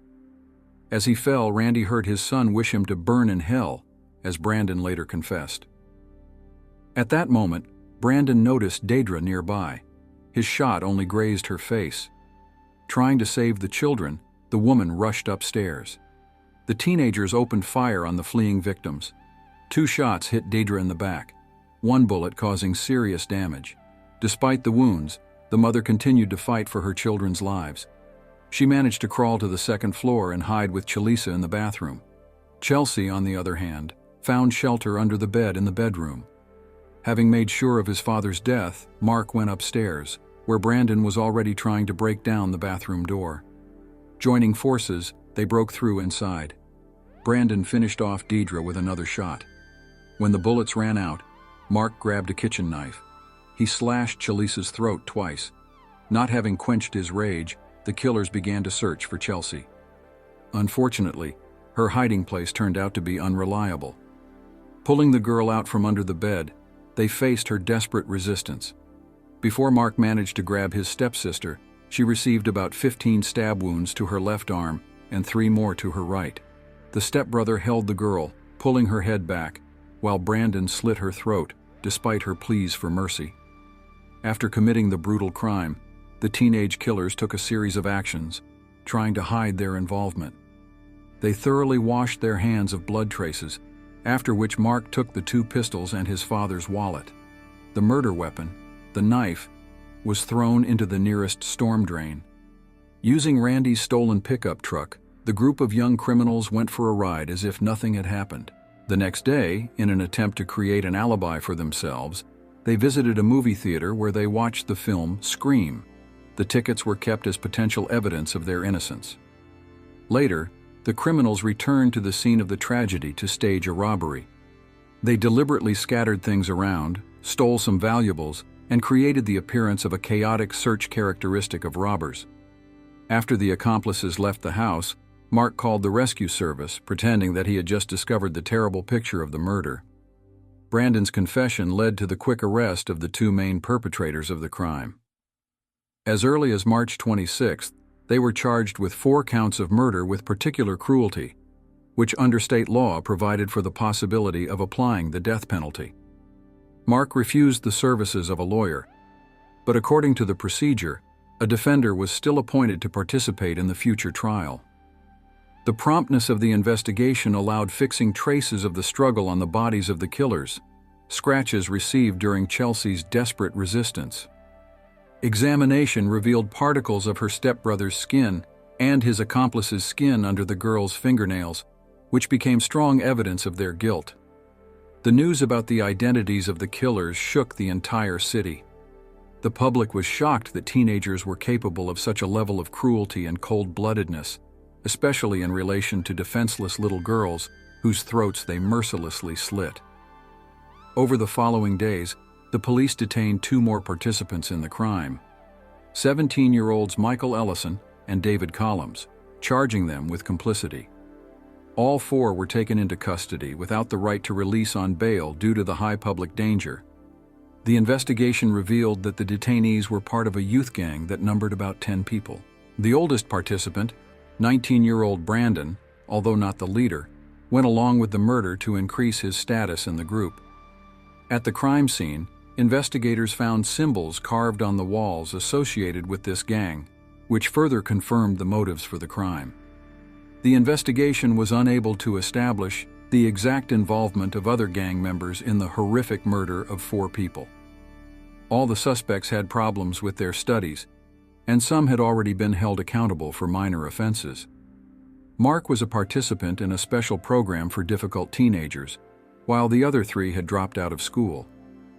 It is known that Brandon ran away from home after his relatives tried to force him to undergo rehabilitation for addiction, which had developed back in his school years. The defense tried to mitigate the sentence for the defendants, emphasizing Mark's difficult childhood. The conflict with his father escalated when the teenager began to help Randy in the repair business, where his difficult character manifested itself. Mark's biological mother left the family when he was only 6 months old and hardly participated in his upbringing. In the last 3 months before the crime, she did not see her son at all, which was typical of their relationship and undoubtedly traumatized the boy. Psychologists suggested that against the background of problems with both parents, the appearance of Deidre and her daughters could have become an additional stress factor for Mark. Randy's attention to his new family could have intensified the teenager's feelings of abandonment and worthlessness, which may have been the catalyst for the attack. However, Mark's tragic story did not justify the brutal murder of innocent people. The very fact that minors destroyed an entire family without good reason deeply shocked the local community. People demanded justice and severe punishment for the killers. Mark's accomplices, Michael Ellison and David Collins, were offered a plea bargain. They could plead guilty and cooperate with law enforcement in exchange for a lighter sentence. The alternative was a trial with an unpredictable result and the likelihood of receiving a long prison term. On the advice of lawyers, both decided to admit their guilt in aiding and abetting, hoping for a minimal punishment. They expressed regret that they did not prevent the crime, although they had such an opportunity. Michael helped the police find the weapon used in the murder. Both young men testified against Mark and Brandon, receiving 16 years in prison each in return. This cooperation provided the prosecution with the necessary evidence for the inevitable punishment of the main perpetrators of the crime. In March 1998, Brandon's trial began. The defendant did not admit his guilt, referring to insanity. His interests were represented by a court-appointed defender who immediately filed a motion to change the venue of the hearings due to the excessive publicity of the case. However, this petition was rejected. The prosecution had at its disposal an audio recording of Brandon's confession with a detailed description of his actions, but later the defendant retracted his testimony. The defense insisted on the presence of mental deviations in the young man and the influence of other gang members who allegedly forced him to give false testimony. To assess Brandon's mental state, a court psychiatrist was appointed, who, after a thorough examination, prepared a 21-page report. The expert's conclusion confirmed the defendant's sanity. An additional MRI examination also did not reveal any brain pathologies. Brandon's behavior during the investigation and trial was adequate. He was fully aware of his actions and their consequences. Since the attempt to prove insanity failed, the lawyer focused on the defendant's low IQ level, which was only 73 points. This was confirmed by a clinical psychologist and a certified forensic expert. The defense emphasized that due to mental retardation, Brandon was easily influenced by other gang members, which could have pushed him to participate in the horrific crime. Prior to this case, the young man had no serious problems with the law. The investigation established that 19-year-old Brandon used satanic symbols. The lawyer tried to use this as evidence of his client's immaturity and mental retardation, especially considering the growing popularity of Satanism in the country at that time. Psychologists who communicated with the accused concluded that he perceived it only as a game. However, this defense tactic had the opposite effect. Instead of evoking sympathy for the defendant, the demonstration of satanic symbols made the jury see him as the embodiment of true evil. This effectively determined the outcome of the trial. Brandon's relatives testified before the court. His sister and father assured that they never expected such cruelty and cold-bloodedness from him. They claimed that the young man had not previously shown a propensity for violence or serious offenses. The father spoke about his son's problems, which began back in middle school. Attempts to force Brandon to undergo rehabilitation led to him leaving home. Later, he again went through a rehabilitation program, but escaped, which prevented him from receiving a high school diploma. The defense strategy, full of miscalculations, conscious or unconscious, paradoxically contributed to the triumph of justice. After a brief debate, 10 out of 12 jurors concluded that 20-year-old Brandon Samra did not deserve to live. A year after the court hearings, he was sentenced to death. The trial of Mark began 2 years after the bloody massacre. All the young people involved in the investigation and trial unanimously pointed to him as the initiator of the massacre against his own father. There was no doubt about this.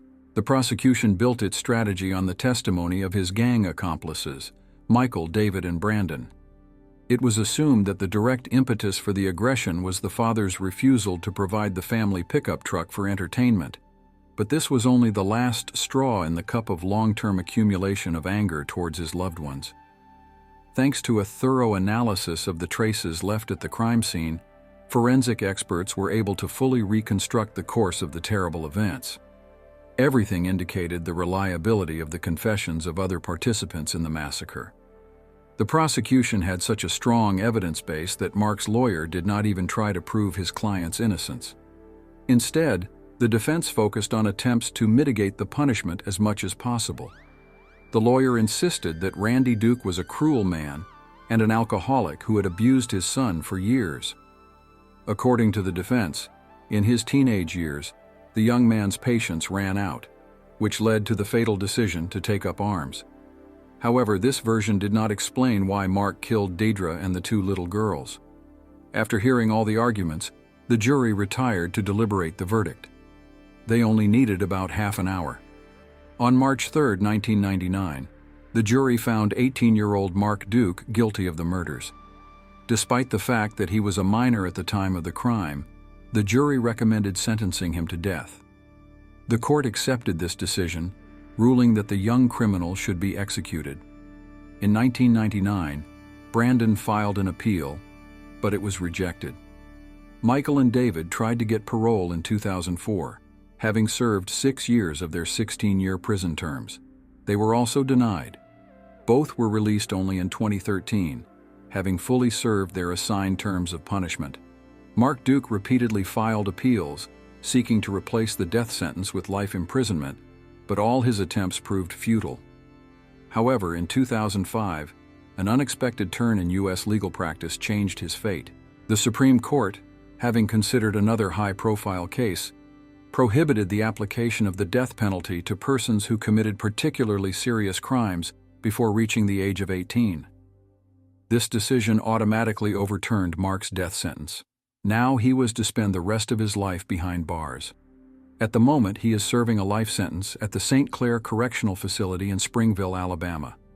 However, this legal norm did not affect the fate of the second perpetrator of the murder. Brandon was already 19 years old at the time of the crime, so his death sentence remained in force. He was on death row in Alabama, and in 2019 made a final attempt to challenge the court decision, but was denied a few days before his scheduled execution. On May 16, 2019, at the age of 42, Brandon was given a lethal injection. His last words were a short phrase of gratitude to Jesus. The process of dying after the injection took an extremely long time, a full 27 minutes. According to one of Brandon's lawyers, literally a few days before the execution, there was hope for salvation. The defenders continued to fight for the life of the killer, who before committing a particularly serious crime had no serious criminal past. Grounds for optimism appeared in 2017 when the state governor signed a law that prohibits ignoring the opinion of jurors who voted for life imprisonment instead of the death penalty. In Brandon's case, that's exactly what happened. 2 of the 12 jurors spoke in favor of a life term. However, Alabama, being a conservative state, allowed the judge to impose the death penalty even in the absence of a unanimous decision by the jury. The lawyers tried to the last moment to save the life of the defendant, insisting on the presence of serious cognitive disorders in Brandon. which led to the unconscious commission of the crime. But these arguments were not taken into account. The work of Brandon's lawyer was subjected to serious criticism. The defender did indeed make several significant mistakes, in particular mentioning satanic symbols, which caused an extremely negative reaction from the jury. According to the lawyer, he intended to demonstrate the emotional immaturity of his client. However, this tactic had the opposite effect and ultimately led to the death sentence. The case sparked significant discussions about the fairness of the sentences. Many drew attention to the paradoxical situation.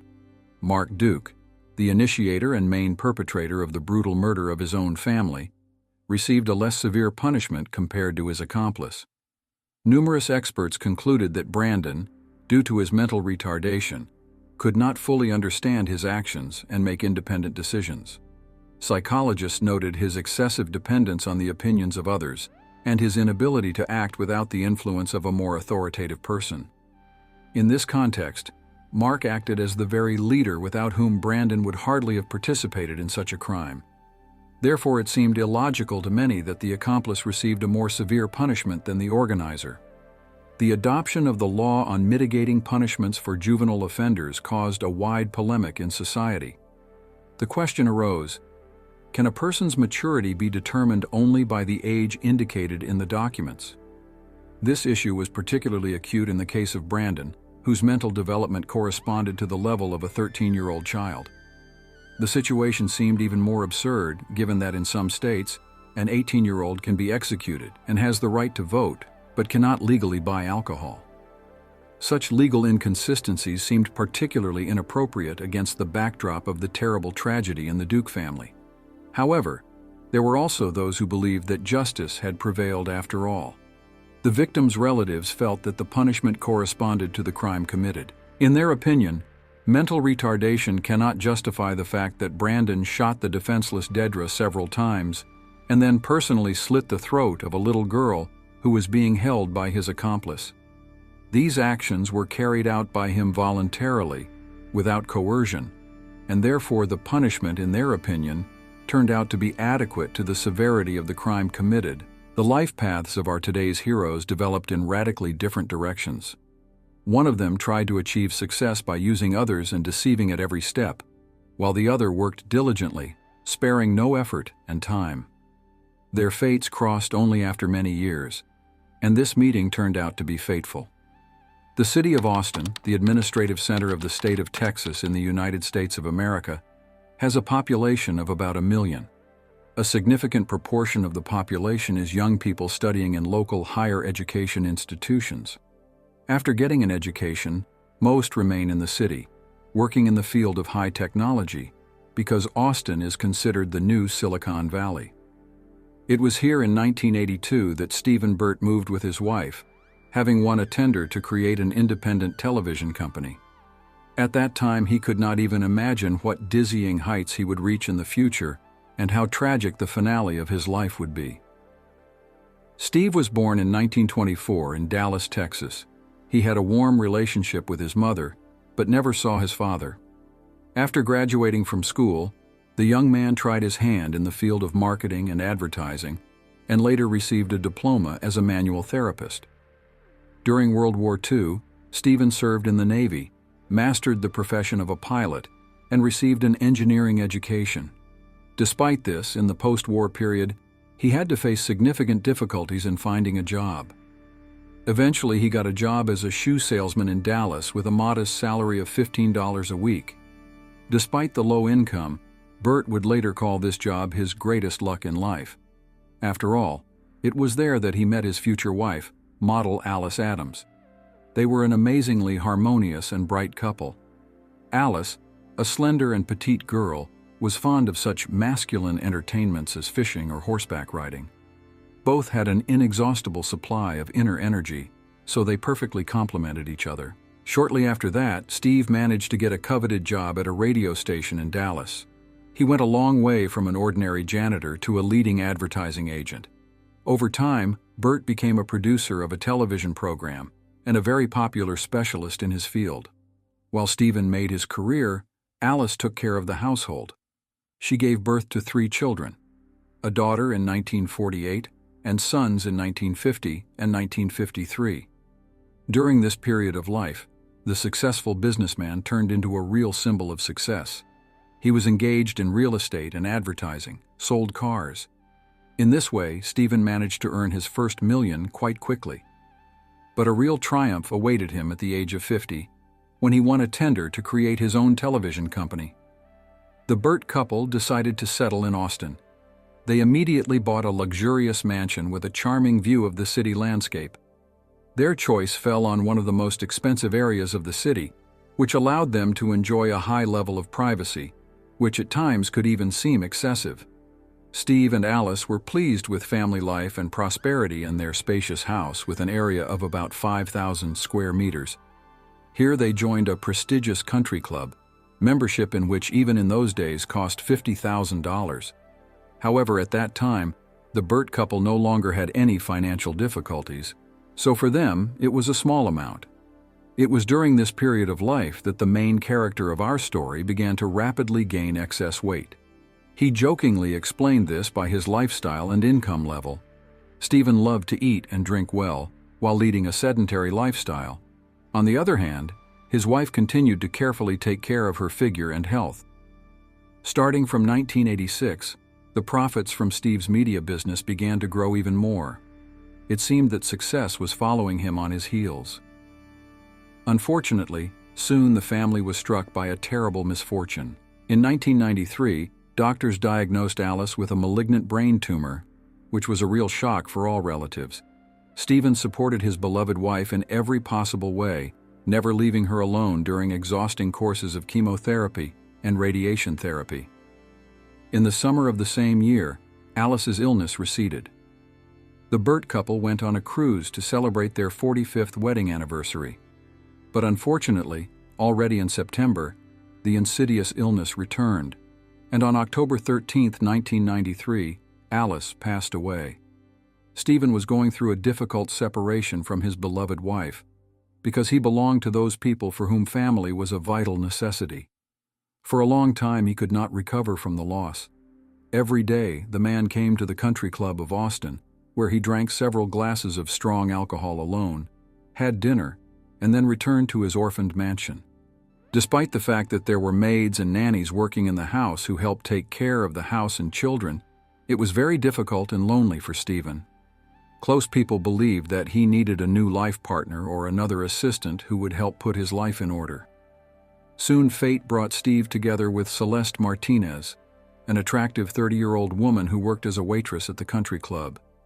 He offered her the position of housekeeper, and she willingly agreed to help the millionaire. Celeste was born on February 13, 1963 in Los Angeles. Her biological mother immediately abandoned the child. The baby was almost immediately adopted by the couple Edwin and Nancy Johnson. They could not have their own children for a long time due to constant miscarriages. Now the couple realized that the only chance to feel the joy of parenthood was to take a child from a shelter. Fortunately, in those days in the USA, there were no problems with this. In 4 years, the Johnsons adopted 4 babies, the second of which was Celeste. At the time of adoption, she was only 2 days old. Unfortunately, even after Celeste found a new family, her trials did not end. Later, she said that in childhood, her adoptive mother suffered from depression and nervous breakdowns. The girl's most horrific memory was associated with an incident when a woman immersed the heads of her children underwater in the bathtub. Celeste, who was standing nearby, was in complete misunderstanding of what was happening. The mother assured that in this way she was just rinsing the hair of the kids after washing. But for Celeste, it looked much scarier. Sometime later, the girl's adoptive mother was placed in a psychiatric hospital due to another nervous breakdown, which was associated with the use of diet pills and exhaustion. Celeste's relationship with her adoptive mother was generally quite tense. The girl was always more attached to her father, but later she repeatedly accused Edwin of abuse, which allegedly took place when she was 11 years old. The man insisted that this was a complete lie. When Celeste was in high school, her adoptive parents divorced. The girl became even more tough in communicating with loved ones. Nancy and Edwin were waging a fierce battle for custody of their adopted children. The man was accused of domestic violence and sexual harassment, while the woman was considered dangerous because of her past mental problems. During the trial, Celeste testified against her father. She even said that once he hit her in the face with a knife, but insisted that the scar disappeared without a trace over time. This whole story sounded extremely implausible. During that period, Celeste behaved inappropriately and showed excessive aggression. The girl was even taken to see a psychiatrist, but the specialist could not understand what was happening to her. In the end, everyone came to the conclusion that the teenager was just going through a difficult transition period, and her strange behavior was explained by hormonal changes. Throughout this time, Celeste lived in new foster families. Despite the behavior problems, the girl was always popular with guys due to her attractive appearance. She was involved in sports and looked great. Everyone knew Celeste as a carefree and insolent teenager. As soon as she got her driver's license, she immediately began to race through the streets of her neighborhood at a frantic speed, endangering herself and others. Problems with the law continued to haunt Celeste even after these events. When she turned 15, she met Craig Breaker at a bar, who was 2 years older than her. Shortly after they started dating, the girl began skipping school and smoking. Most of the time she spent with Craig on the beach. Later, the young people began to live together. At the age of 17, the rebel became pregnant with twins. It was then that her propensity for lying manifested itself particularly clearly. Celeste would say that these children were long awaited, then complain that her boyfriend was against the pregnancy. She told the doctors that once Craig hit her in the stomach, but later recanted those words. Despite all these circumstances, on December 6, 1980, Celeste and Craig got engaged. It was strongly recommended that the expectant mother adhere to bed rest due to the high risks of losing the children, but she continued to lead her usual lifestyle full of entertainment and parties. The young people got married, and on February 6, 1981, twins Jennifer and Christina were born. The girls were born 2 months prematurely and spent 3 months in the hospital connected to life support devices. After returning home, the relationship in the Yong family became frankly violent. The couple continued to lead a dissolute life, constantly quarreled, which often turned into fights.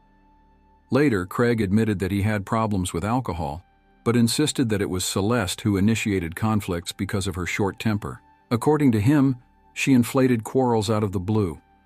The girl repeatedly inflicted bodily injuries on herself in order to then accuse her husband of domestic violence. Celeste always justified her behavior by the fact that she was sexually abused as a child. However, over time, her story underwent a transformation. Now she claimed that not only she, but also her older brother, suffered from harassment by their father. However, many people doubted the veracity of Celeste's words, who had a reputation as a pathological liar. Once the girl turned to the police with a complaint of domestic violence by Craig, and she did it after her husband caught her in bed with a neighbor.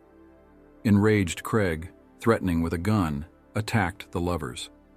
For this incident, he had to spend 4 months behind bars, although in fact no one was hurt.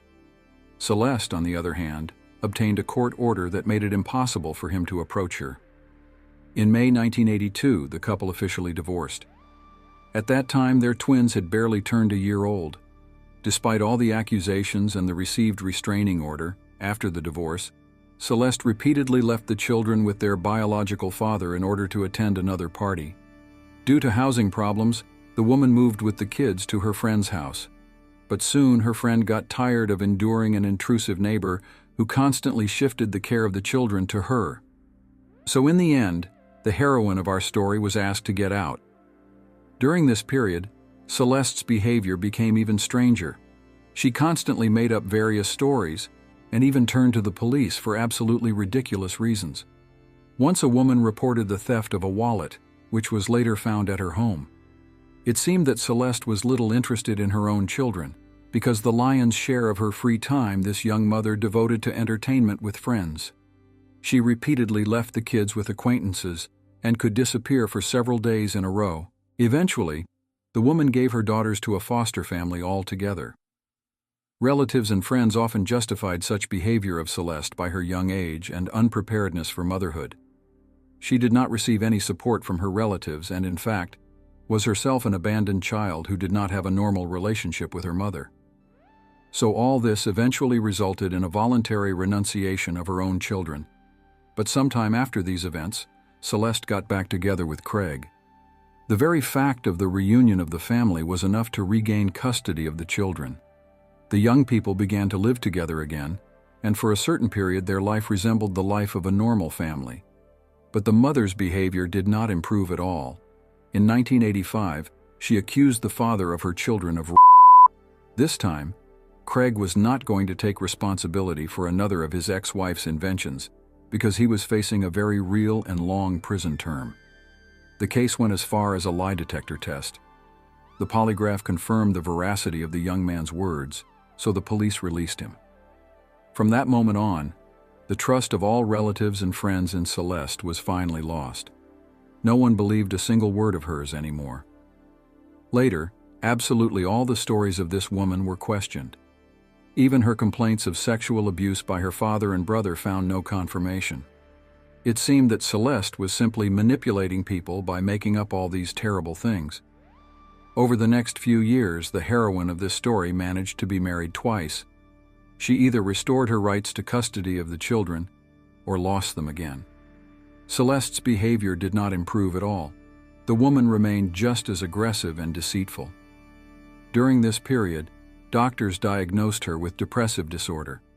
The woman underwent treatment and took prescribed medications, but all this did little to help. From time to time, she had nervous breakdowns. After breaking up with another boyfriend, fate brought Celeste together with a wealthy man named Jimmy Martinez, who had his own business in Austin. At that time, the woman's daughters were already 11 years old. She continued to struggle with Craig for custody of them. From the father's point of view, Celeste was a terrible mother, and the children were in constant danger with her. Craig managed to win the trial, but Celeste kidnapped one of her daughters, Christina, with whom she had a warmer relationship. When they tried to return the girl to her father, the biological mother put up a frantic resistance, thus separating the twin sisters. Once in Austin, the heroine of this story plunged headlong into her usual dissolute life. But these fun times did not last long, because soon Celeste was summoned to Arizona in connection with accusations of fraud. As it turned out, she tried to rob a couple who had once adopted her children for a short period.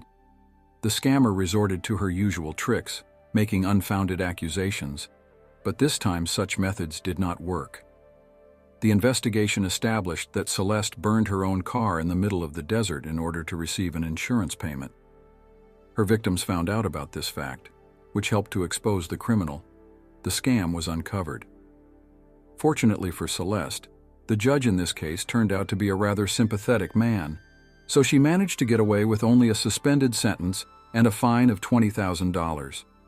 In exchange for this, the woman promised to move to Texas and never return to Arizona. It was here that she began to live with Jimmy Martinez, whom she soon married, taking his last name. However, the man quickly noticed that his new wife was issuing credit cards in his name and spending tens of thousands of dollars on who knows what. Since Celeste was Jimmy's legal wife, he could not prove to creditors that these were not his debts. When the man tried to demand the return of these funds from his wife, she resorted to her proven method. She accused him of sexual violence. Moreover, the woman even inflicted wounds on herself, cutting her wrists with scissors. It seemed that once again she was trying to stage a attempt in order to frame her husband. In the end, this marriage also broke up. The next stage in Celeste's life was getting a job at the Austin Country Club in the fall of 1994. It was here that the woman met Stephen Burt, a wealthy man for whom she began to work as a housekeeper. This job strangely went to Celeste because she knew absolutely nothing about housekeeping. The woman could neither cook, nor clean, nor even wash or iron clothes. But she firmly decided to win the favor of the rich man by any means. So, without the employer's knowledge, Celeste shifted all her duties to other maids. Thanks to her attractive appearance and feigned charm, it did not take Celeste long to become a kind of comfort for Stephen after the death of his beloved wife. The woman managed to enter the circle of the millionaire's acquaintances. She even joked with his friends, openly admitting that she got a job as a housekeeper, although in fact she could not do anything at all. Everyone politely laughed at these jokes, although they perfectly understood that Celeste was by no means a match for Steve, and she herself did not even try to hide her complete lack of interest in this man. In conversations with her daughter Christina, Celeste openly stated that she liked Stephen for only one quality: his wealth. At the same time, Celeste did not stop making up various stories about herself. So, the woman claimed that she had a diploma as an accounting specialist, but this job allegedly bored her terribly.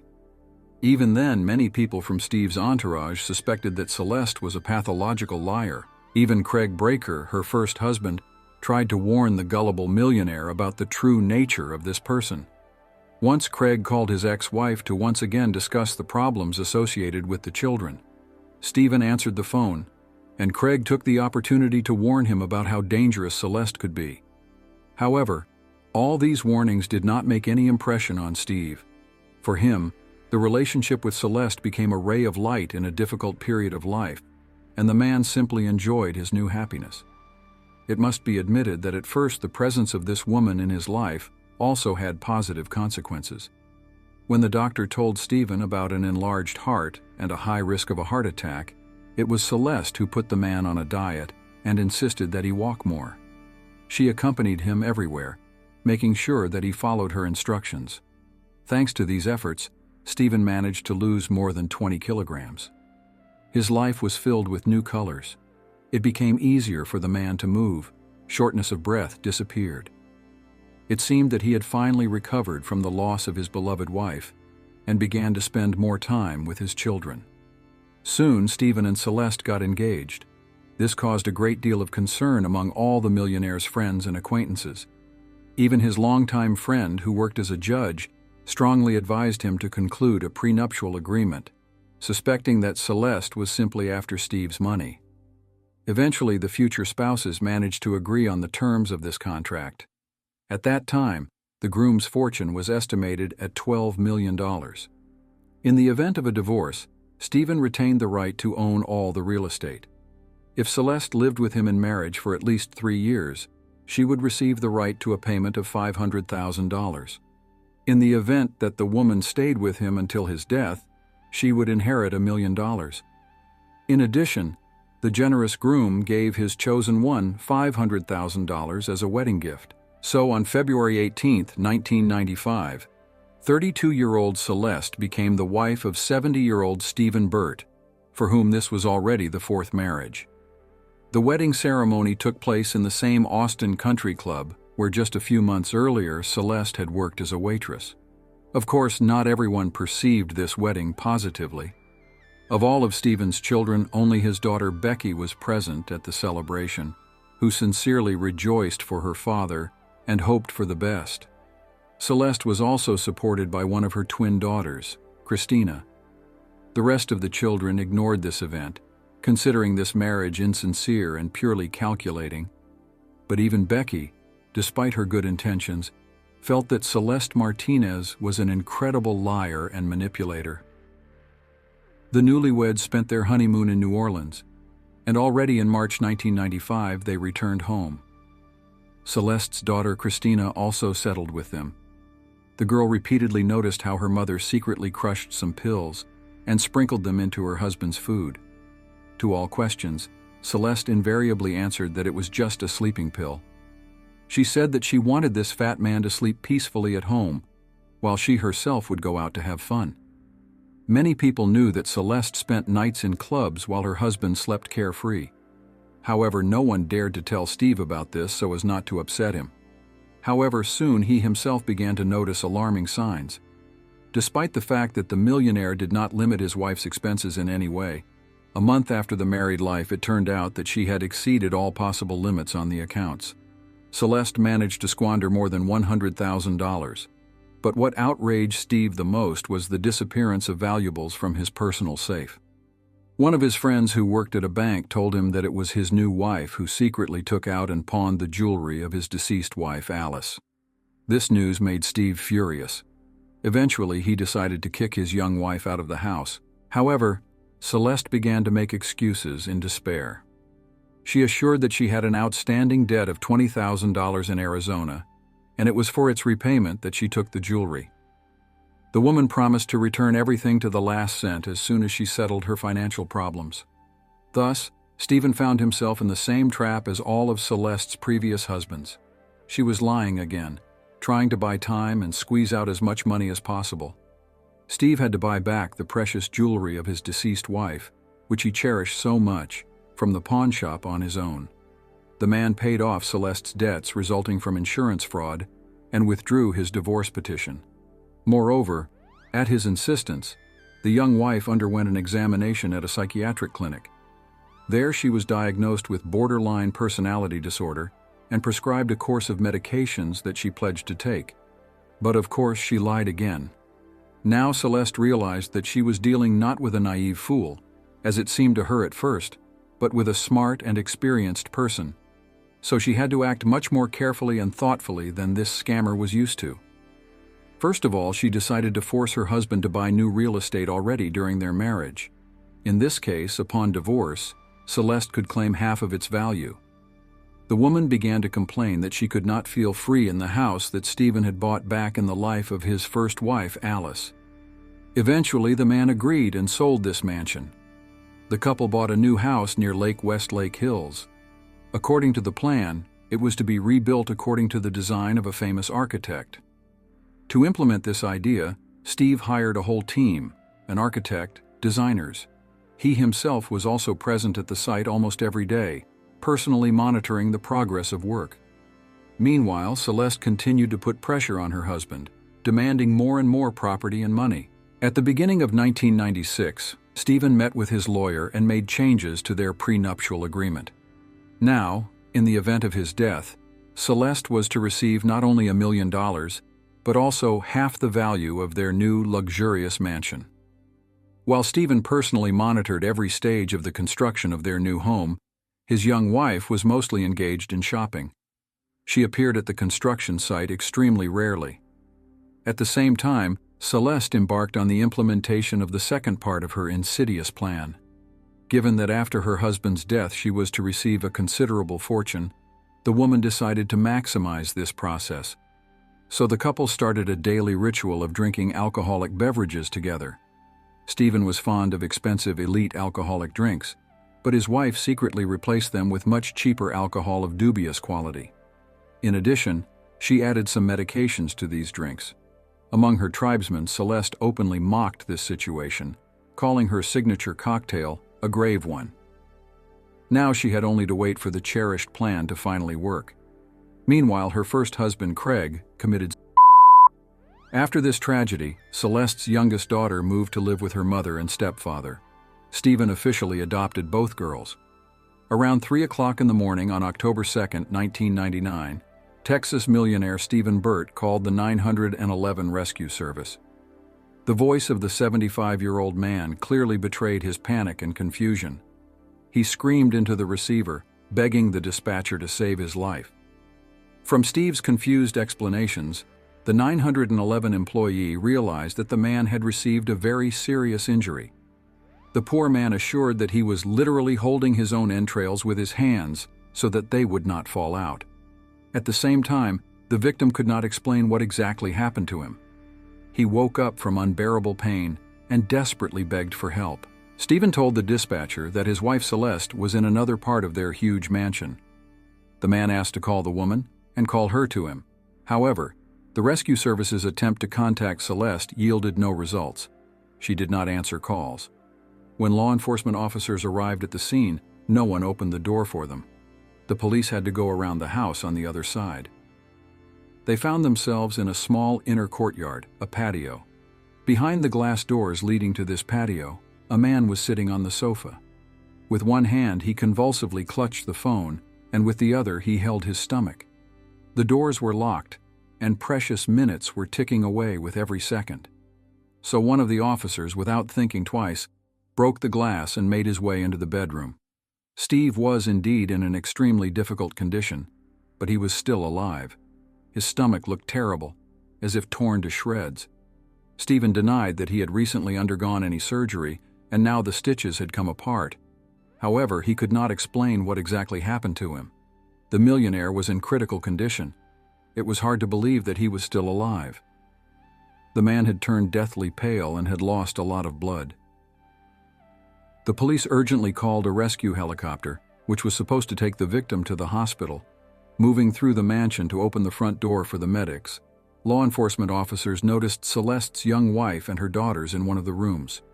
Christina said that she woke up from the flashing of the blue lights of police cars outside the window. The mother literally pushed her out into the street by force, demanding to find out what was happening in the house. The girl called the rescue service, but she was told that Stephen had already contacted the dispatcher himself and called for help. Celeste and her daughters unanimously assured that the man had not undergone any operations recently, so his injuries could not in any way be the result of surgical stitches coming apart. One of the policemen tried to calm the frightened women. He explained that an emergency had occurred and Stephen had been seriously injured. Upon hearing this, Celeste went into hysterics. She frantically begged to save her husband's life. The daughters barely managed to calm their mother down. Later, the girls went to the bedroom where Stephen was lying. They were not allowed near the wounded man, but at least they were able to make sure that their stepfather was still breathing. Meanwhile, Celeste went outside and sat on the porch, nervously taking a drag on a cigarette. When the paramedics arrived at the scene, the behavior of the victim's wife seemed surprisingly calm. The woman seemed to be crying, but no one saw real tears on her face. And in the next room at that time, her husband was desperately fighting for his life. His wounds were so severe that the ambulance medics began to simply stick plasters and bandages on the ragged wounds on the go, trying to at least somehow stop the terrible bleeding. Suddenly, one of the policemen noticed a spent cartridge case from a shotgun shell on the floor in the bedroom. After that, the room where the attack on the owner of the estate took place was declared a crime scene. Law enforcement officers immediately called the investigative operational group and forensic experts. All unauthorized persons were taken out of the bedroom. An official investigation into this event has begun. It turned out that the man was shot by none other than his own wife. True, Celeste herself denied any involvement in the attempt on Stephen. According to the woman, at the moment when her husband got a bullet in the stomach, she was quietly sleeping in another wing of their huge mansion. Law enforcement officials were able to confirm this alibi with the help of testimony from Celeste's daughters. Soon, new spicy details of this story began to surface. It turned out that during treatment at a psychiatric clinic, where Celeste ended up due to prolonged depression, she met another patient named Tracy Tarleton. Only Stephen's inner circle knew about the existence of this woman. Christina recalled that her mother once casually mentioned her. When information about this connection leaked to the press, all sorts of rumors spread around the city. Some suggested that feelings flared up between the women. Others were convinced that Tracy could feel a certain sympathy for Celeste, but not the other way around. Investigators hypothesized that the millionaire's young wife could have paid her new friend to kill Stephen. Thus, Celeste was going to speed up the famous day when she would be able to receive her husband's inheritance and take possession of his wealth. Tracy inevitably found herself in the district police station. During the interrogation, the woman was quickly broken. She admitted that on October 2, 1999, she broke into the Burt couple's estate, crept into their bedroom and shot the owner of the estate twice in the stomach. After that, Tracy instantly disappeared from the crime scene. However, she categorically denied Celeste's involvement in this attack. During searches at the suspect's home, the police managed to find a gun. Ballistic examination confirmed that it was from this weapon that an attempt was made on the life of a Texas millionaire. But despite severe injuries, Stephen somehow managed to survive. The doctors literally pulled him out of the next world.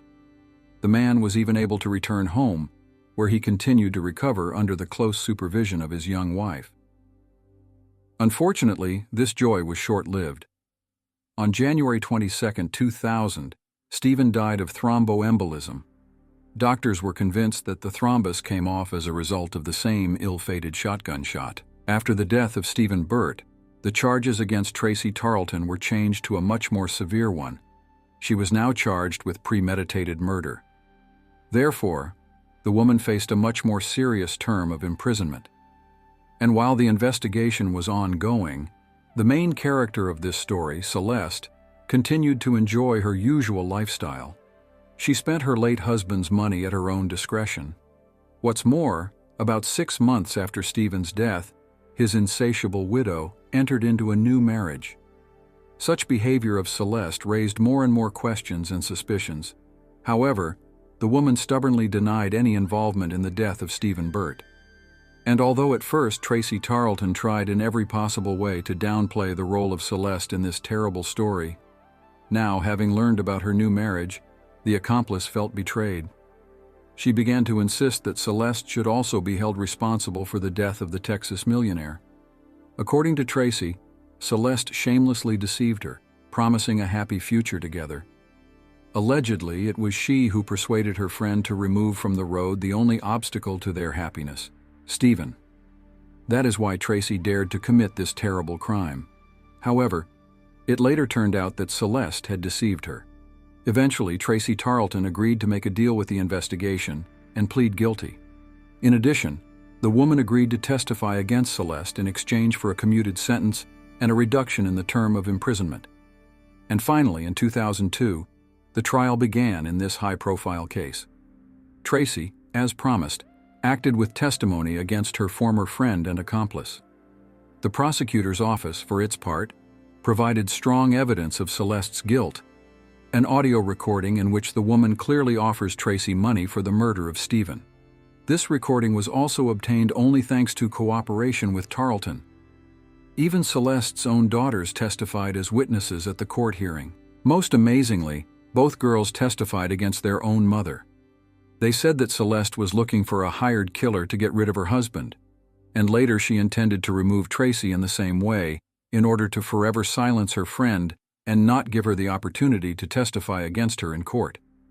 After listening to all the arguments, the jury found Celeste Burt guilty of first-degree premeditated murder. The court sentenced the woman to life imprisonment with the right to parole no earlier than after 40 years of imprisonment. Tracy Tarleton, the direct perpetrator of this terrible crime, was also found guilty.